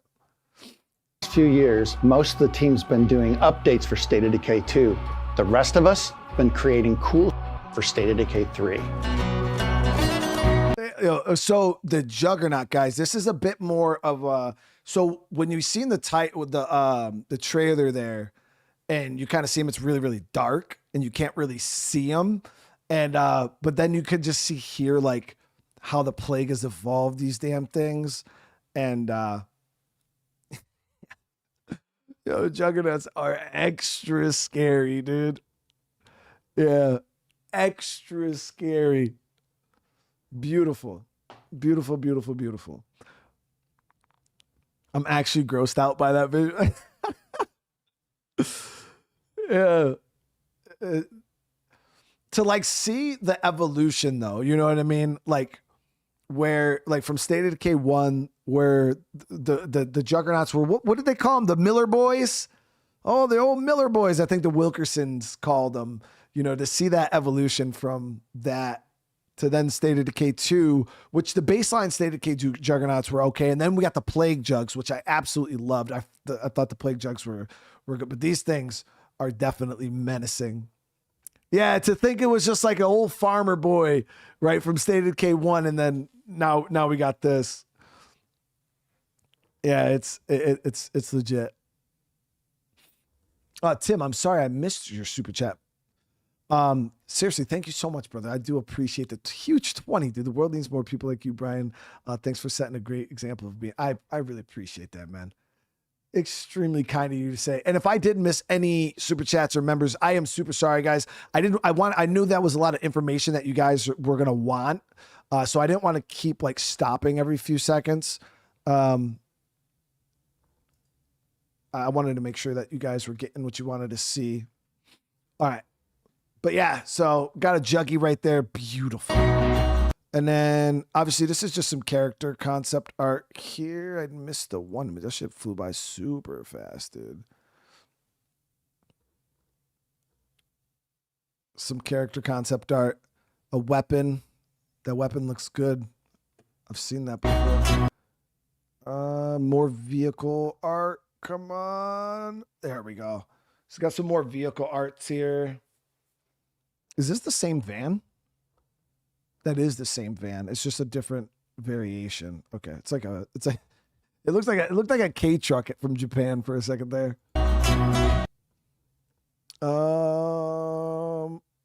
We've been keeping a close eye on what you liked about State of Decay 2 and what you didn't.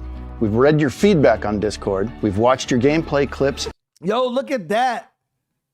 Look at that guy. So, you know what's funny is I didn't even know I was in this until I watched it. And I was like, oh shit, that's crazy. I do appreciate Undead Labs though. It's an honor. It's an honor, you know, for you guys to like put any of my footage or anything to do with me in the video. I really do appreciate that. Like that shit, like I sit here and I think back to 2019, you know, starting YouTuber Brian, you know, my dream was to just be recognized by the like a developer to even like say my name or know I existed, and to like be here now where I am. It's like, oh, it's such an honor. I do appreciate everything that the team has done. And live streams on YouTube. We just got 3 in 1, baby. And through it all, we've seen how powerful and tight-knit this community is. That's all you got to do, guys.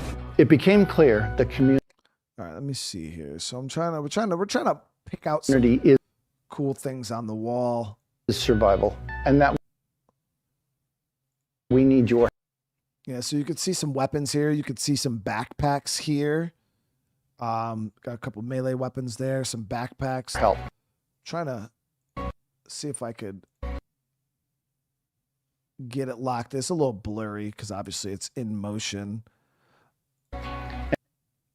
Got the van here, big settlement in the background, crossbow. Yeah, that crossbow looks dope, dude. And if you've made it this far, Pipe bomb. This is a nice one right here. So you could see a weapon. You could see like a bunch of different attachments for it and stuff like that. That's dope. Kind of give you ideas on, you know, concepts that the developers are trying to implement. But yeah, so you heard him talking about it in the interview, and like when you see this stuff up close, like seeing some of the art, it's like the amount of detail, guys, that they put into it. It's so surprising. It's wild.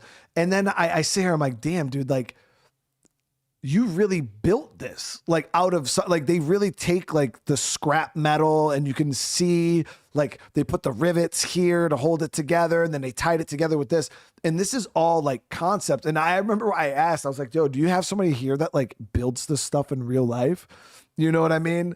And some of they're obviously they don't, but like they've really put a lot of thought into like the structure and how things are built. Like it's legit. Like Philip was saying in the thing, you know, he's worried the FBI is going to come kick down the door because they're really doing research on like, okay, yeah, you know, like these explosives or these weapons, like how we want them to make sense, you know, and not just be, because like you play games like, I don't know, like Dead Rising or even Dying Light with certain weapons and modifications and things like that, or Dead Island, like those type of games where a lot of the modifications in the weapon designs don't make any sense, like functional sense whatsoever. You take like a super soaker and you connect it with a slingshot and two things of bubble gum, and you know what I mean? And then you got a weapon, and it is really, really cool to see like the amount of detail that these guys put into their concepts and their ideas. It's actually kind of wild.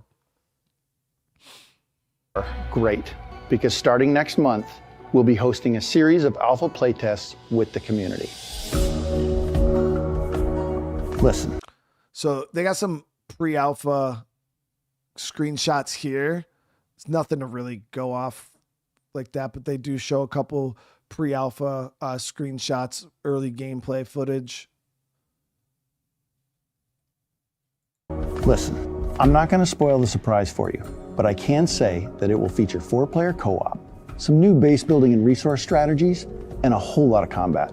If scavenging supplies in the middle of a zombie outbreak sounds fun to you, then grab your ruck, pack some mags, and head over to our website to find more information and register for a chance to be included in the alpha.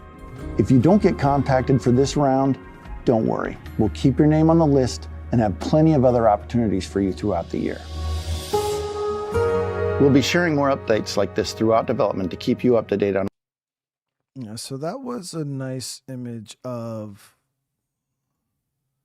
to give you guys kind of idea of what some of the map might look like.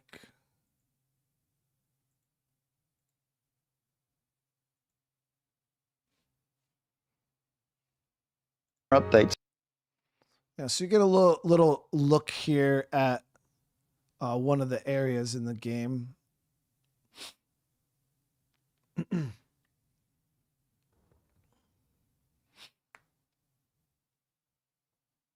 Yeah, so this was actual like footage from State of Decay 3 that they were obviously testing.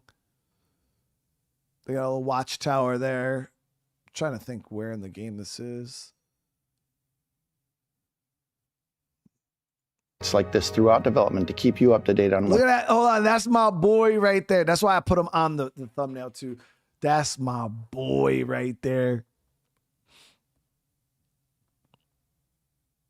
You see him?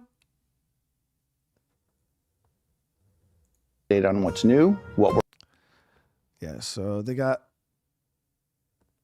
some little concepts here. We're learning and let you know about more opportunities to join the fun. I know exactly where this took place. But yeah, again, just some more visuals.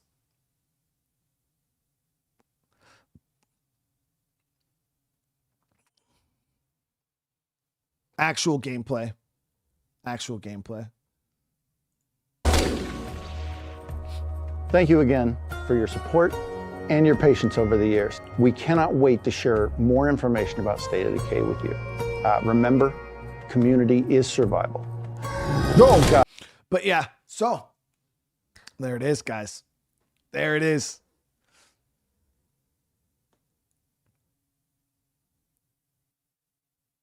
The UI is probably play. So yeah, so that's the one thing. So again, for those of you guys that are getting signed up for the pre-alpha stuff, I kind of want to iterate on this again, just so you guys truly understand, like what this is. So this is testing.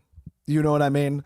And when you're testing games, especially earlier on in testing, when we first, like my very first play test with the lab guys, I was like, I've never tested that early in a game before. So it was like crazy. Like It was like crazy early on. And the first thing they told us was like, hey, you need to come into this with your dev goggles on.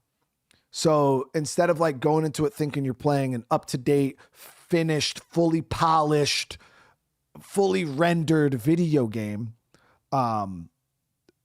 you got if you go into it that mindset, you're gonna have a rough time. So like when I first got in, I'm like, whoa, I've never seen like this before. I'm like looking at the inner workings of a video game right now. Like, and it was really, really rough. But then when I think about like the progression from when that started to like where we're at now, guys, it's like, it will blow your freaking mind. Cryptic, don't worry about it, brother. I got some. I got to message you later on and talk to you about something. So yeah, don't stress anything crazy, bro. I'll hit you up later on. But when you get into this test, guys, when you get into this test, you got to go into it again with your dev goggles on. You got to go into this with your dev goggles on. You want to make sure that you're not going into this expecting to play the finished product of State of Decay 3, and that you're here to do a job for the community. And you have to make sure like you're going into this ready to give feedback. Cause I already know there's going to be a lot of, and Chris, I want to say thank you for the super chat, dude. Won't be probably doing Need for Speed today. But I know there's a lot of people that are going to try to use this opportunity to just play the game early. Right. And that's fine. Like I get it, but that's not the purpose of this. Like the team needs feedback. They need to know like how the features feel, what needs to be changed. So you got to go into this with the mindset of like, I want to make this the best game of all time. Right. And with that, when you go in, you're going into an alpha. You know what I mean? A pretty early alpha test. And there's going to be certain things that you see and you're going to be like, what the hell is this? But again, like I said, this is for feedback. It's about about making the game better, fixing features, how things feel, how the combat feels, how the multiplayer feels, things like that. And my experience has been very up and down. I can't give you guys any specifics or any details about the game. I can't obviously talk about anything that has not been already disclosed, which they haven't talked about a whole lot. But as they start talking about stuff, I can kind of give you guys my opinion or my experience with individual features, which at the end of the day, I'm going to tell you guys right now, there is some really, really cool stuff that's going to be in State of Decay 3. And I am so excited for some of you guys to find out about some of these systems. I'm like, I can't fucking wait. But I'm excited for you guys. And so and I know like there's a few big features that I can think of off the top of my head. As soon as community is going to fucking explode, right? People are going to lose their minds. It's going to be super, super cool. So there's a lot of really, really cool stuff that they have implemented where they've really leveled the game up from like State of Decay 2 to State of Decay 3. There's definitely features that have evolved, leveled up to, it feels really, really good. But again, I guess my main point though is like, if you are signing up for the alpha playtest, make sure you guys are ready to work. Okay. And make sure you guys are giving good feedback. Make sure you guys are taking the surveys. Make sure you guys are taking the surveys seriously, putting a lot of thought, time and effort into it, because the more, the very limited spots, especially early on. And so it's like that feedback's critical. And, yeah, I'm just excited. I'm just really, really excited to see you guys jump into this. And I'll be over in the Discord. So once you guys are, if you do get into the playtest, obviously I'll be engaging with you guys over there. You guys are going to be under NDA, trust me. So make sure you guys understand that NDA life too. Because all of you guys that are allowed into these playtests, you guys are going to be under NDA just like the rest of us. So make sure that's something that you guys are mentally prepared for. This is not something you're going to jump into. You're going to be, taking videos and uploading or going on because they are being really, really awesome and, you know, reaching out to the community, involve the community. But again, as soon as we start getting a bunch of leaks and a bunch of this and a bunch of that, you're going to start seeing this stuff kind of pull back, you know? So, and all it takes is one person to ruin it for the rest of us. You know what I mean? So again, I take this very seriously. I, as you guys know, I've honored my NDA. I've been doing this for a year now. And, you know, there's moments where somebody will pop up in the chat and they'll say something and you're like, bro, you're so fucking wrong, but I can't tell you you're wrong. But yeah, it's definitely, it's a position of responsibility. And I that's kind of just what I want you guys to understand, that, you know, if you do get welcomed in, I'm not sitting here gatekeeping or telling you how to do. I just hope that you would take it serious. You know what I mean? Because I love this game. I love this community. I love the dev team. And, you know, I just want to make sure that we're helping making the best game, the best zombie survival game to ever exist. You know what I mean?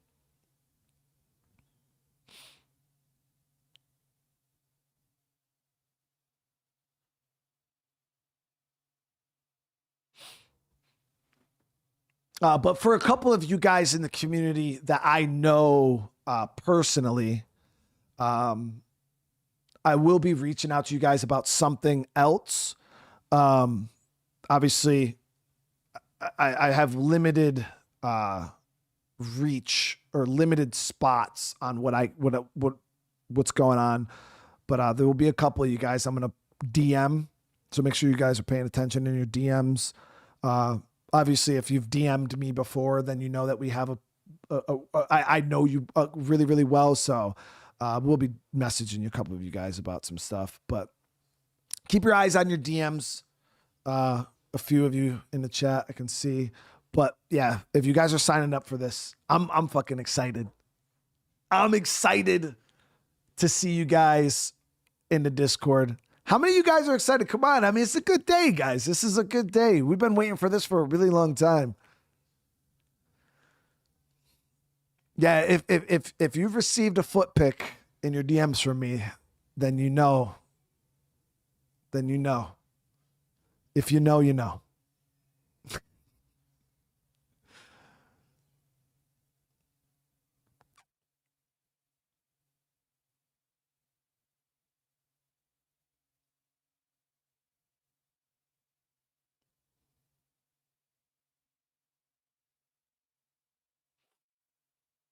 It's a good day, guys.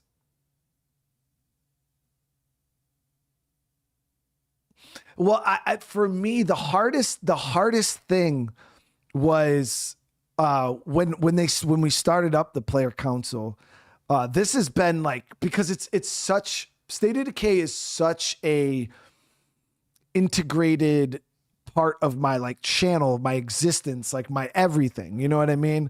And that's, I hope you guys understand now why I was so reluctant to like speak on things, because people would ask me questions like, oh, like, what do you think about this? Or what do you think should be? And here I am behind the scenes, like playing the game over the past year.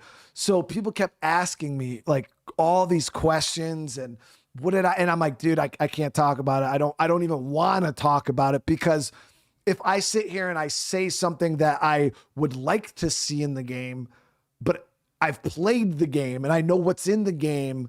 Like I was like, I don't want to like say, because it's like, you can't, you guys know what I mean? It's like, it's a weird position to be in, because it's like, you can't even speculate. How are you going to speculate on something when you know the answer? You know? So I didn't even want to speculate on anything, you know, because it's like, if I say the wrong thing, you know, I'm not trying to have Philip and the SWAT team come through the window, you know, and flexi cuffing me and bringing me down to NDA Guantanamo. I was like, nah, I'm good. I'm good on that. So it was really, really hard, especially sitting here playing, you know, playing State of Decay 1 or playing State of Decay 2 last year, doing like the mod stuff, and everybody's coming out and they're asking so many questions. And it's like, bro, like, I can't talk about it. Stop. you know, people, but then it's super frustrating too, because then it's like you see the community like slowly kind of getting demoralized, and they're like, oh well, is this game ever gonna come out? And like, man, like, are they even working on this anymore? Like, and it's like, and then that side it hits where it's like, fuck, man, it's like, I wish I could, like, you know, give you guys a little, hey, hang in there, you know, things are, because obviously I'm sitting here playing the game and I'm like, yo, this is great, it's awesome, it's super fun, people are going to be so excited. And then when you see people kind of getting demoralized and like kind of losing hope, it's like at that point you're like, damn, I kind of want to reassure people, but then you can't say shit. You know what I mean? You can't say anything. So it's really, really rough. It's really, really rough. It's a weird position to be in. That's why I was super, super, super happy that this came out today, and I can at least be like, obviously I can't talk about the game specifically, but I can kind of speak about, I like, before this, I couldn't even tell you guys I played the game. You know what I mean? I know a lot of you guys were already speculating that I was playing the game and that like there was all this other stuff happening. So I know a lot of you guys were probably already speculating that, but I could never say one way or the other what was going on. So this was kind of freeing, you know, for me to be able to speak a little freer, to, you know, kind of let that weight off my chest, reassure you guys that, you know, from everything I've experienced so far, it's been a great time. And I'm now just really excited to have you guys join us.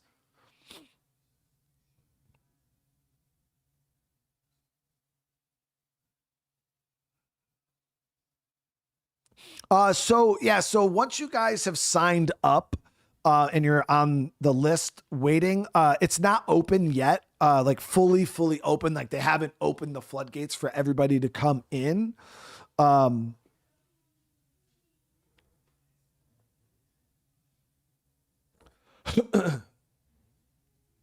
Yeah, they haven't fully opened the floodgates yet, but once they do, it's going to be dope, guys. I don't know exactly how it's going to work for you guys in the Discord. But yeah, just for right now, just make sure you guys sign up, do the survey, and then kind of just stand by.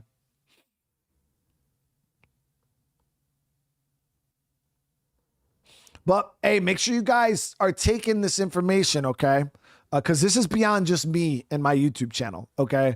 Make sure you guys are taking this information. If you guys got social media, Twitter or X or whatever the hell it's called, Facebook, Instagram, make sure you guys are, I don't generally ask for like reposts or anything like that. I'm not even saying my video specifically, but make sure you guys are posting.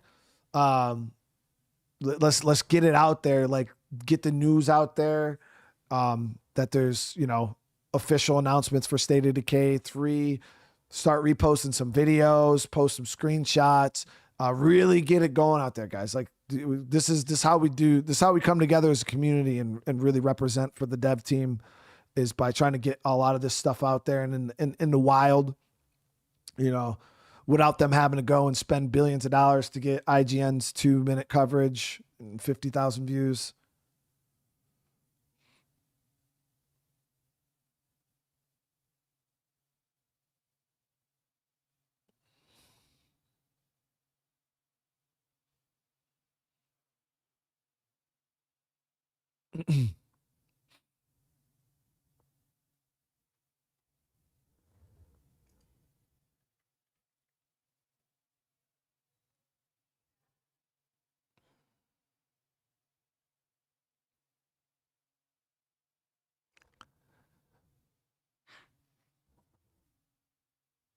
Fred, how you doing today, brother?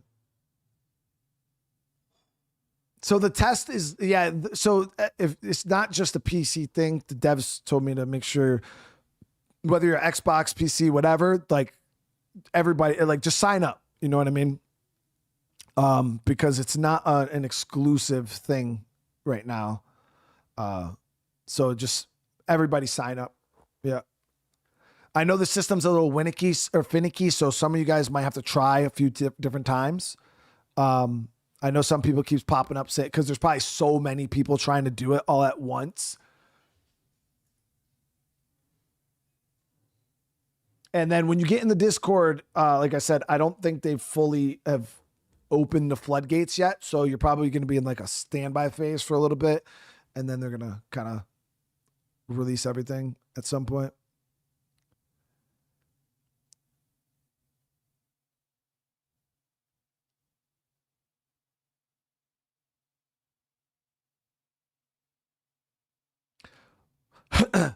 But hell yeah, guys, I'm excited, dude. This is a great day, man. This is a great day.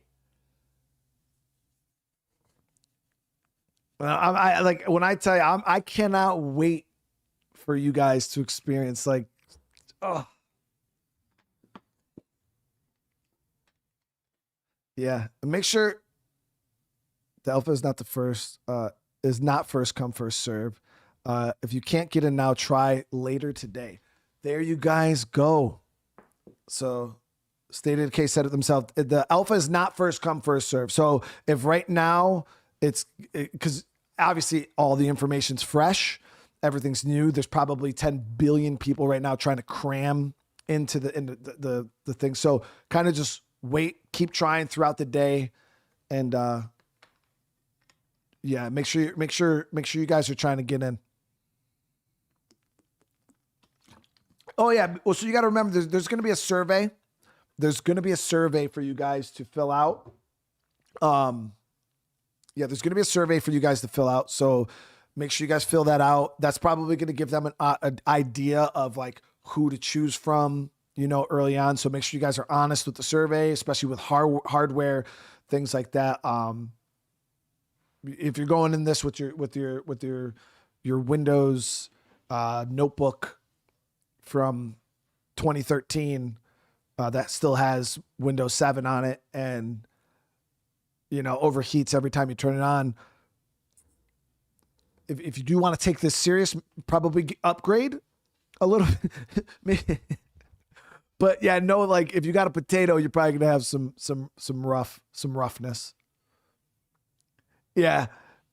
Make sure that you no T84 calculators. Yeah. Make sure you guys at least have a decent setup. Yeah,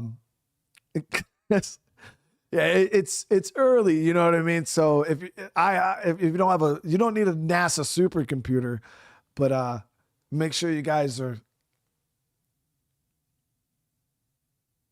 make sure your computer can run more than just solitaire, all right? Well, let's just leave it at that. Let's make sure your computer can run more than just solitaire.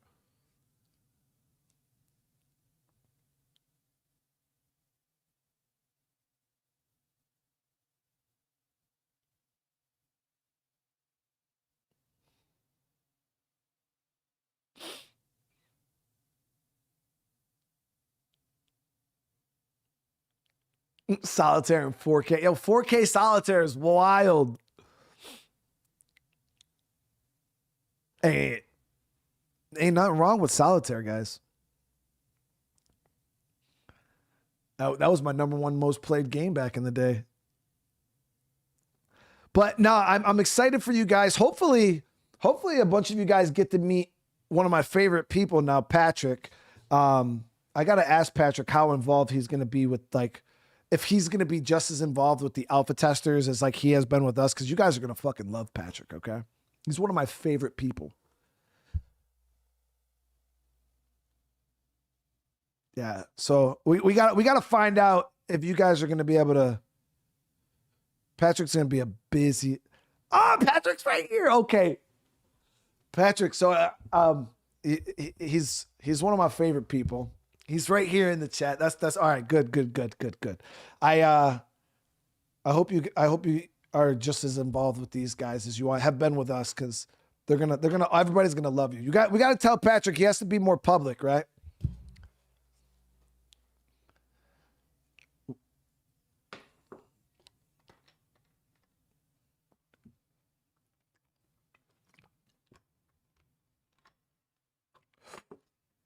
Anderson, how you doing, brother? It's good to see you, man. Yeah, it's a good day, man. I'm excited.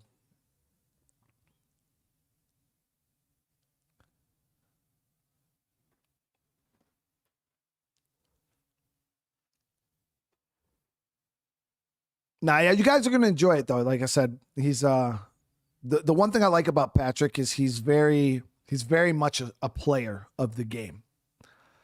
He's going to be all over the alpha. So yeah, there you guys go. Yeah, Patrick is very much a player of the game, and that's kind of one of the things I really love to see, especially like working with people, is when it doesn't feel like game developer and gamer. Like, you know, like when you have both in one, it's a very unique situation, and you could tell immediately when you start like working with somebody who's like making it, but then they also are just like you and they're a player. That is very much Patrick. He's a good dude.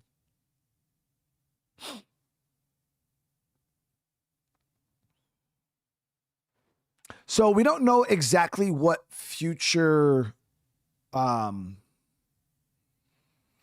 announcements are going to be. We don't know what those are going to look like as of right now. You know, we're kind of going to, the way I would advise you guys to take this is we're just going to kind of take this like one day at a time and not super get into like what's next. Obviously we're all super excited, but I would definitely say we're going to kind of like step back, you know, like, because somebody asked, are we going to expect another summer game fest? Like we don't know. Obviously, you know, once the devs are ready to tell us what's to come. But as we know, like they've said it here, to definitely expect more coverage, more announcements, more videos, more stream, like more information for State of Decay 3. Like it's gonna come. In what form, we don't know yet. Obviously, nothing has been publicly stated, but just expect there to definitely be more stuff going on with the alpha tests, the beta tests. I would hope stated. Hey, I don't know if you could say it, Patrick, but are you guys gonna start doing some streams on the channel again? Are you guys gonna bring back the because I feel like that the studio there, the recording studio's got some dust on it, and I feel like it needs to get. You got a guy who's got to go in there and brush off some dust.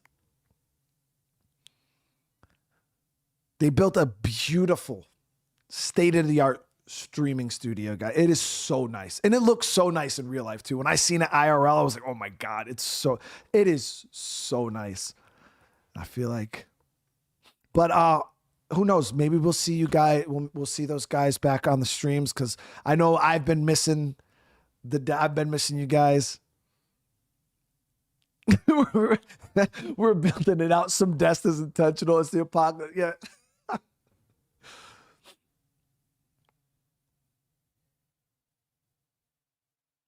A noble. No. So don't just, yeah. So for those of you guys that are trying to sign up for the playtest, it's saying Discord rate limited exceeded. Don't let that discourage you. There's just a lot of people trying to get in right now, so the system's kind of overloaded. So like Patrick said, just give it a little bit. This is not a first come first serve thing, so it's like if you weren't the first one to sign up, you know, at exactly 11 o'clock this morning, like you don't have the same chance to get in as anybody else. Just wait a few hours until everything kind of calms down and people get in and get it, you know, and then just keep trying. Just keep trying throughout the day today. And again, this is an ongoing thing. Like Brant said, if you don't get into the first playtest, there will be more also in the future. So make sure this is something that you guys are you keep signing up for, because yeah, it's not just a one-time thing.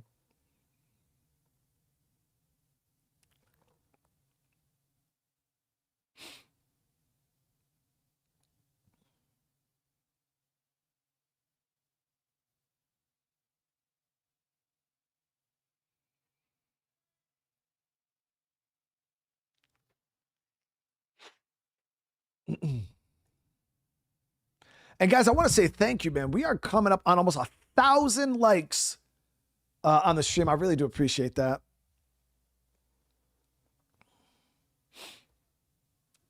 All right, so Patrick said we are going to handpick people based on survey results, and that's not happening today.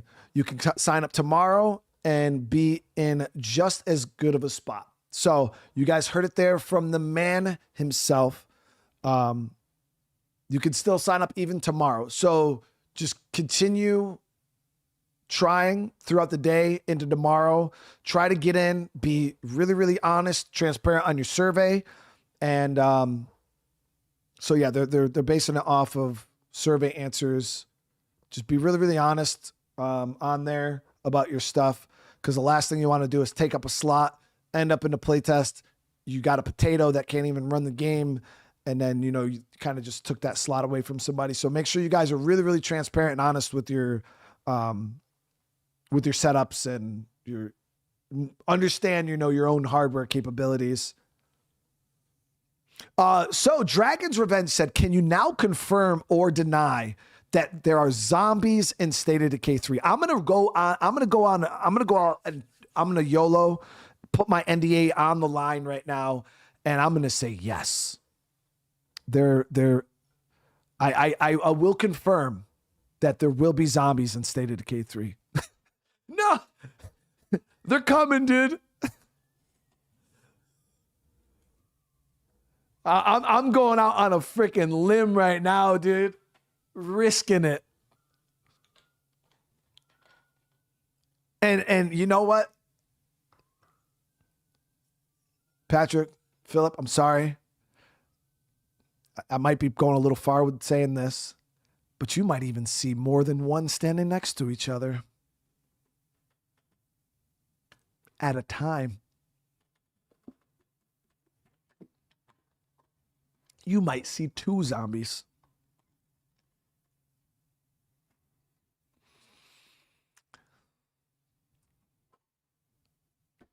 My bank account is set up. My bank account is ready. No, guys, yeah, I can't wait though. I've done it now, dude. I've done it now, dude.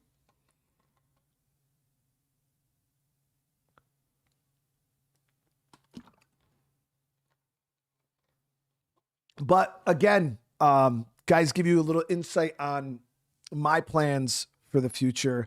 Obviously, you guys know one of the things that I've taken a lot of pride in that I actually did not intend to kind of do early on as a State of Decay content creator was I always seen myself as just like a high level player, and I always just wanted to cover high level content. Like I just wanted to play the game at the highest level, challenging myself. And that was kind of who I was. That was kind of always my identity as a State of Decay content creator. And then I kind of shifted earlier a few years ago to where I stopped thinking about like elite level, elitist mindset BS. And I started kind of looking at like newer players. And I wanted to take my expertise instead of showing off all the time, to kind of take my expertise and help other people get better at the game.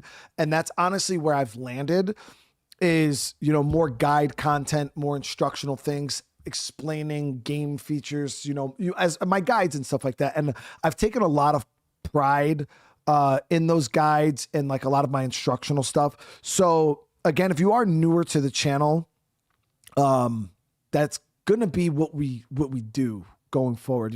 So for State of Decay 3, you can expect the same. I'm going to be trying to teach you guys, try to get some guides out there early on, to help you guys understand the game and stuff like that. Cause State of Decay has always been, going back from the first game, the second game, and not like, it's always been a very, I wouldn't even say a complicated game, but there's different levels to it. Like somebody could play State of Decay, like a newer person, beat the game and never even know that certain systems exist or certain systems like interact with each other.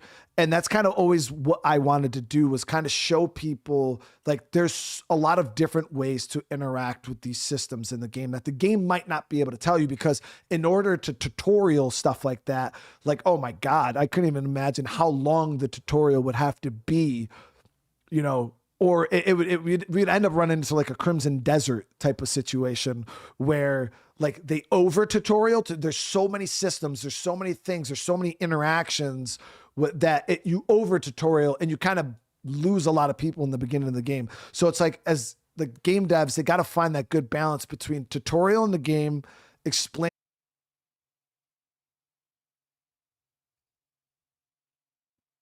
All right, hold on one sec, guys.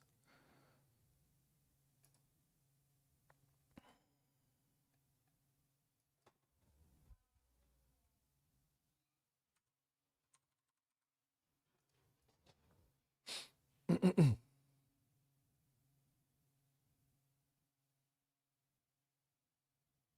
right. That should be good.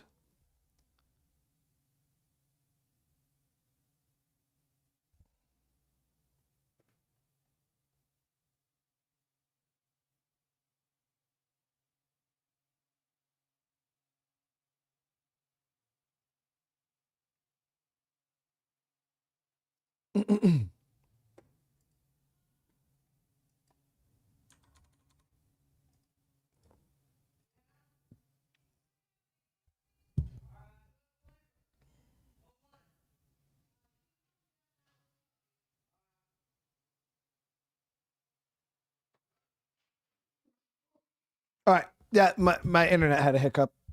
So I just that's the great thing now, guys. I have 2 ISPs. My other I don't know what the hell happened. We had an internet hiccup, but I was able to just switch over to my other internet service and was able to save the stream like that. Super quick, super fast. The alpha playtesting will be confidential, even more so than Brian's work. There we go. Yeah, so that's information that you guys got to understand too. Yeah, going into the alpha tests, you guys will be under NDA. It's not something you're going to be able to go and blast and talk about. You know, you're not going to be able to make videos or record gameplay or anything like that. So understand, like, you're going to be under NDA. You're going to be, it's all confidential. Everything you see, everything you experience until, you know, it's made public information. And even then still hesitate. That's my motto. Until it's made public information. Yeah, you got to just sit back.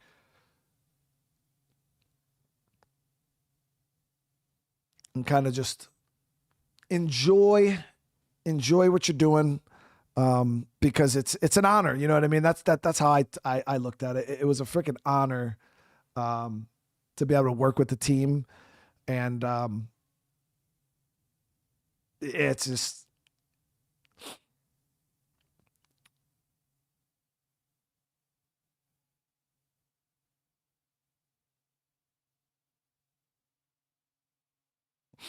oh, exactly. So what Patrick said right there is, he said, like, me and him personally, because obviously it was a way smaller group, where he's sitting here saying that me and him can sit there and have a conversation on what's okay to talk about and what's not okay to talk about, but he's not going to be able to have that kind of relationship with every single alpha tester out there. So he's not going to be able to sit down with every single one of you guys and say, hey, you know, it's okay for you to say this. It's okay to say for this. It's okay to say this. So from that point, my advice to you, for you guys taking part in this test, you don't say anything. Just kind of do exactly what I did, and you just say, I can't talk about it. The best thing to do is to don't even let people know that you're involved in it, honestly. I couldn't dodge that bullet personally, because obviously you guys know I went to the lab in 2024. I was in photos. You guys knew I was there. It was very, very public that I went, and it was a whole thing. And then when I came back, I did the video to try to cover things and talk about things. So it was very, very, you guys automatically knew. So it was really hard for me to dodge that bullet of, you know, people not knowing of my involvement. But the one thing I would say is, if you guys do get in, just don't even tell people that you're involved with it. Because then you're just taking a risk. And it's like, yeah, you know, lawyers getting sued and like, that's all super scary, and we don't want none of that to happen to anybody. But at the same time, is like, why would you want to burn that bridge? You know what I mean? Like, you're getting an opportunity to take part in something. You get, to, you know, give feedback, and if you burn that bridge, you're gone. Like, you're going to be shunned out. You're not going to be able to take part in anything else in the future. Everybody's going to hate you. I'm going to make videos about you, and we're all going to make fun of you. And it's going to, nah, but seriously, you know what I mean? Like, it's not worth it. You know what I mean? There's a lot of people that would take that spot and honor this. So I just hope that everybody coming in, you know, don't ruin it for us. That was one of the main things I was scared about, like, with this whole thing going public, was I was just really, really worried that, you know, all it takes is one person to ruin it for everybody else. And then when you start opening up this to like more people you don't know personally, people you never know what to expect. So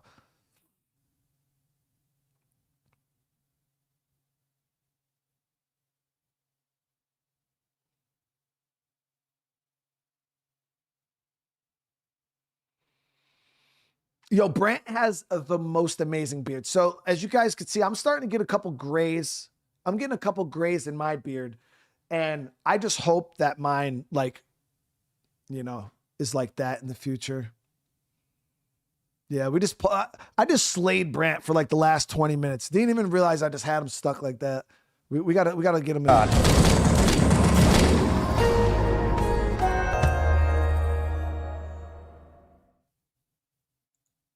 The rest of us been creating cool for. We've been keeping. There we go. I just slayed Brant for like 20 minutes, dude.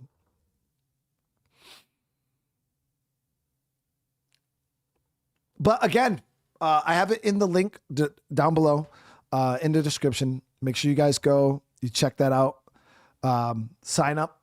Make sure you guys sign up. Make sure you guys go click on those links there. Show some love to Undead Labs. They posted the video on their channel. Make sure you guys are going over there. They got 3.4K likes. That is freaking huge. That is so big. Hold on, let me refresh. I want to refresh. I want to make sure. Yo, 3.4K likes is wild. I wish I could like it again, but I can't. So make sure you guys get over there, drop a like. Make sure you guys subscribe to their channel, because a lot of their announcements and stuff are going to go live through their platform first.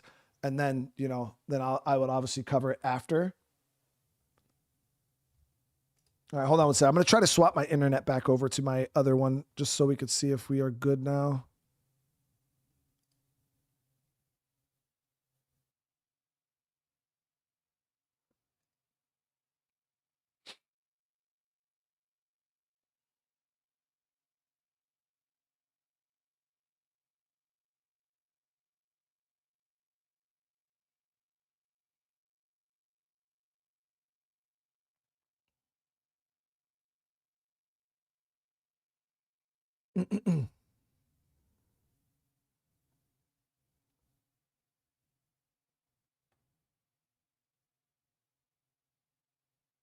Hey, I appreciate you, Patrick, for real, man. But again, make sure you guys go drop a comment. They got like 500 something comments. Make sure you guys go drop a comment. Make sure you guys smash that like button. And again, if you guys do have social media, make sure you guys are reposting all this. Make sure you guys are reposting the videos, posting some screenshots. Let people know. Let's get it all out there. Lots of it. Like let's bombard the intranets. But all right, guys, I'm gonna end this here. I want to say thank you guys again for coming and sharing this with me today. It was a freaking great morning. Super, super excited for everything that's up to come, future playtests and things like that. Again, I'm gonna give everything I can, even though, you know, I know not everybody's gonna be able to get in. If you guys have things that you want specifically tested or features that you guys want specifically looked at, make sure you guys are dropping comments, okay? And I'm going to kind of get all my notes together. So when I go into my playtest, like I said, I like to play as someone who's looking at this from my community's viewpoint and not just my own personal viewpoint. So again, if you guys got things that you want, you have questions on, if you have things, features that you would want to see, okay, you know, how does this work or how would this work? Obviously, you guys don't know a lot of the features in the game yet, but if you have any questions, just make sure you guys ask. And yeah, I'll try my best to test the actual heck out of everything. And then again, make sure you guys are signing up, because I would like you guys right there next to me doing some testing, right? But all right, make sure you guys smash that like button, drop those comments. And yeah, if you are new to the channel, consider subscribing. I love you guys. And I'll see you guys here in just a little bit. We're going to be going live with some other games. I got to get thumbnails. I got to go make sure the fam's all good. I started a little early today, so I kind of disrupted my flow. Oh yeah, I'll be doing the testing, of course. Yeah, I'll be in the testing, and I'm excited to keep it going. All right, I love you guys. I'll see you guys in the next one. Peace.